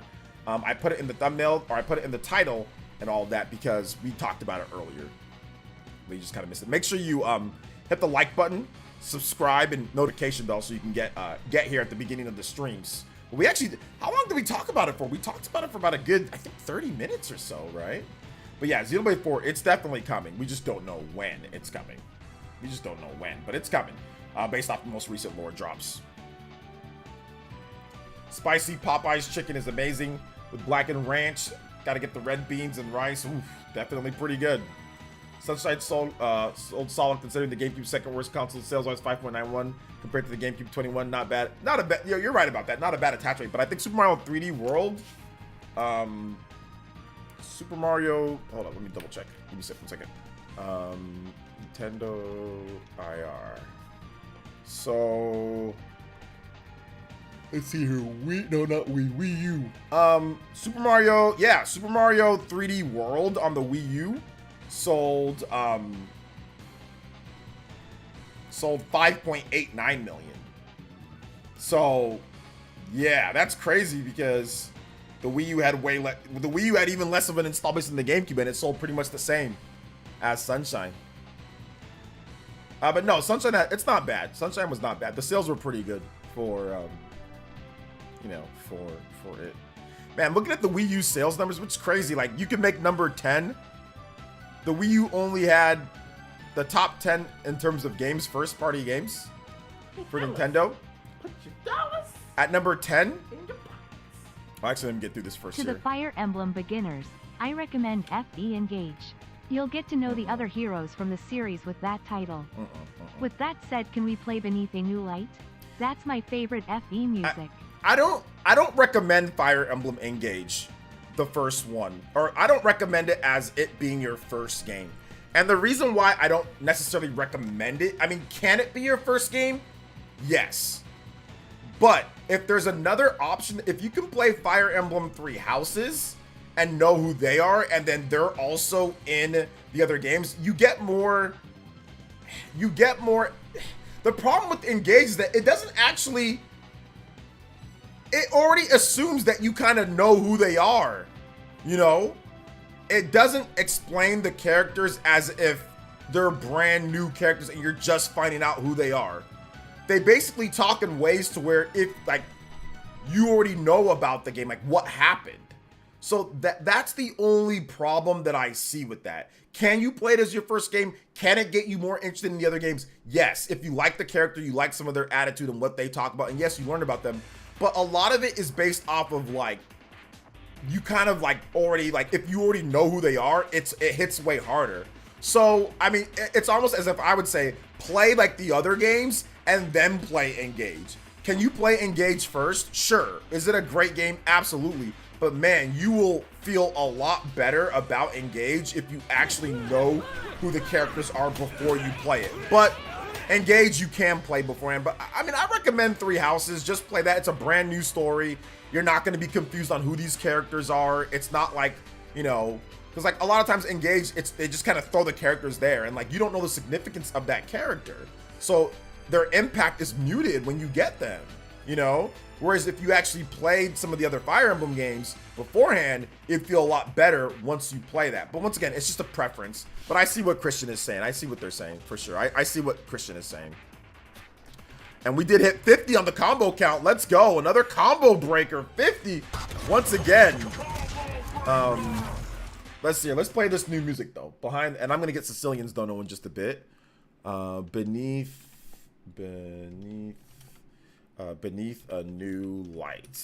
All right. Fire Emblem. Let's go. All right. Here we go. Thank you for the support, Christian. I don't disagree with you 100%. Shout out to Sicilian Gamer with the $2. They should make OJ an NPC in Xeno 4. They should. They should. They really should. Engage is also full price. 3 Houses always been sale bin at Target. Yeah, I don't know. I think you can find Engage maybe for some discounts. I'm not 100% sure, but yeah. I think you should probably go with Fire Emblem Three Houses, and then, you know, if you can play other Fire Emblem games, like if you have ways to play other Fire, I'd say play other Fire Emblem games and see what you think, like Awakening, some of the other games. But yeah, like you can go with Engage first, but yeah, it really lessens the impact of those characters, like when if you don't know who they are before you play them, you know. So yeah, Engage's combat was better, but Fire Emblem Three Houses has like way better story and all that. Like Fire Emblem 3 Houses, like way more content, way better story. Like, there's a lot of things that Fire Emblem 3 Houses does like way better than Engage. But Engage has better combat. Just like UI and combat's better in Engage for sure. And the graphics are better too. Music's a wash. I'm giving Dragon's Dogma another try on Switch. Hopefully it clicks with me this time. I like Dragon's Dogma. I played it on the Xbox 360 and I played it on like, I think like the PS4, and I played it on the Switch, and it clicked, but it never like truly clicked with me. Like I understood the appeal and I played it for a number of hours, and I think I even streamed it. But like I don't think I'm a huge fan of Dragon's Dogma. So I haven't bought Dragon's Dogma 2, and I think I might just skip the game. Let's see. What game would you have played? What game you put the most hours in or played the most? I'm not sure, Snowy Town. I haven't seen Three Houses new at retail in a while. You can find it new at some places. Like, it's new at Walmart. You can see it new. I think there's a couple places that have it new. But it's like full price at some of these places. All right, take it easy, Cuts. Thanks for coming out to the stream, brother. Appreciate you. Popeyes is my guilty pleasure. My friends and I used to bike there every Friday and eat $5 combo back when it was elementary, middle school. Nice.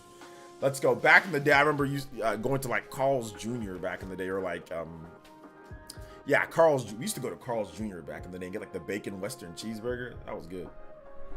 But yeah, those days are over. Awakening is still the GOAT for me, even with the crusty graphics. Yeah, Awakening's really good. Awakening's really good. Maybe you should try Dragon's Dogma 2. Just play the second game.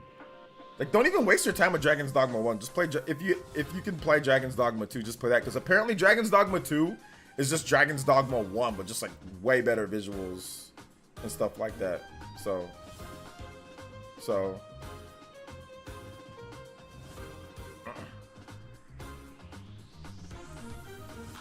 yeah.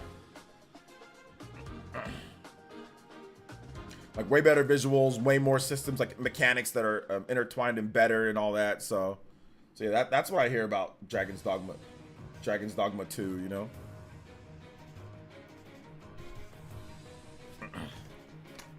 I'm trying to think. I know I put a lot of hours into like Smash 4 on the Wii U. Put like 2,000 hours into that game. But yeah. All right, take it easy, Shinru. Thanks for coming out to the stream, man. We're about to wrap up here too. I already have Dragon's Dogma 1 on Switch. I'm not blowing $70. I can't click with the first one. Yeah. I mean, I don't know what to tell you, man. So maybe you just try Dragon's Dogma again on Switch and see what you think, and then later, once maybe the price goes down, you try Dragon's Dogma 2. Because yeah, from what I understand from the reviews, Dragon's Dogma 2 is just the first game, but just like way better, way more expanded. You know, so yeah. But yeah, $70 and like you don't end up liking the game. Yeah, that's rough.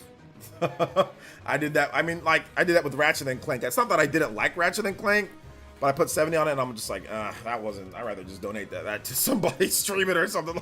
I was done something else with that, because Ratchet and Clank did not click with me. Like Ratchet and Clank, a Rift Apart or whatever, it just did not. It did not click with me at all. It's not a bad game, but it's just, yeah, it's just not it, Chief. This ain't it, Chief. You know? Yeah, this song's really good. Remember, guys, make sure you guys check out my most recent video. We are wrapping up the stream here. Thank you guys so much for coming out to the stream. Thank you guys for subscribing. Thank you guys for watching the content. But check out my most recent RPG news video. It's doing really good. A lot of you guys are loving it. About 97% like to dislike ratio. So thank you guys so much. I appreciate it. Here is the link to the video. If you've watched it once, go watch it again. Go watch it again. Show your boys some love. Comment in there. Hit the like button on there. Share the vid if you can. Thank you guys so much for coming out to today's stream. Big shout outs to Justin. Big support like always. Thank you so much, Justin. Big love to Nate E. and all of the elite ninjas out there. Thank you so much to Juice Man Vaughn. Was not $70 good. No, it was all right, but it wasn't $70 good. Not for that game.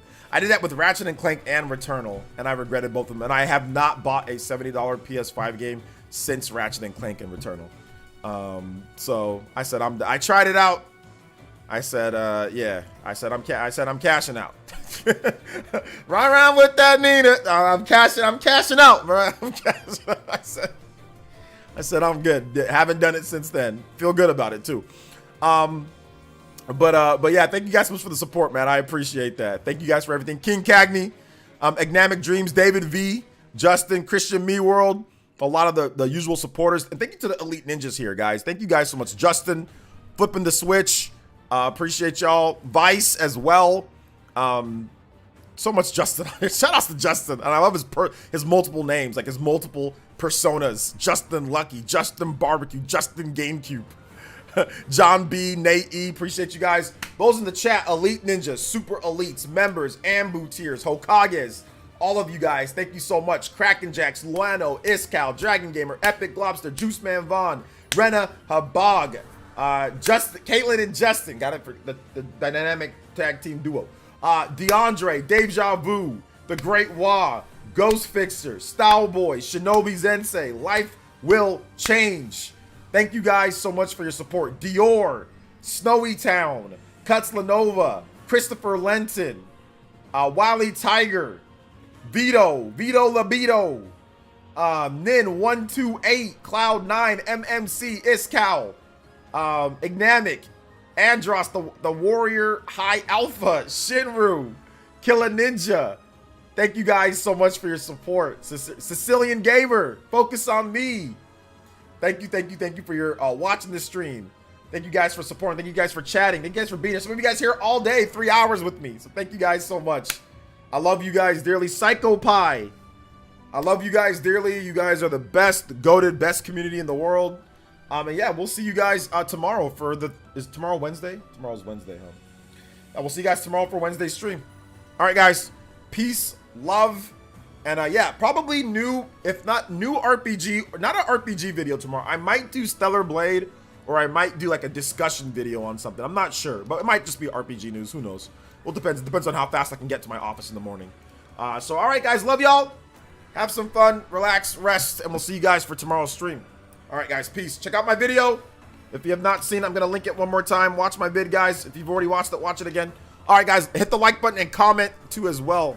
Thank you guys so much. Appreciate y'all. Peace. And hit the like button before you go if you haven't hit the like button on the stream.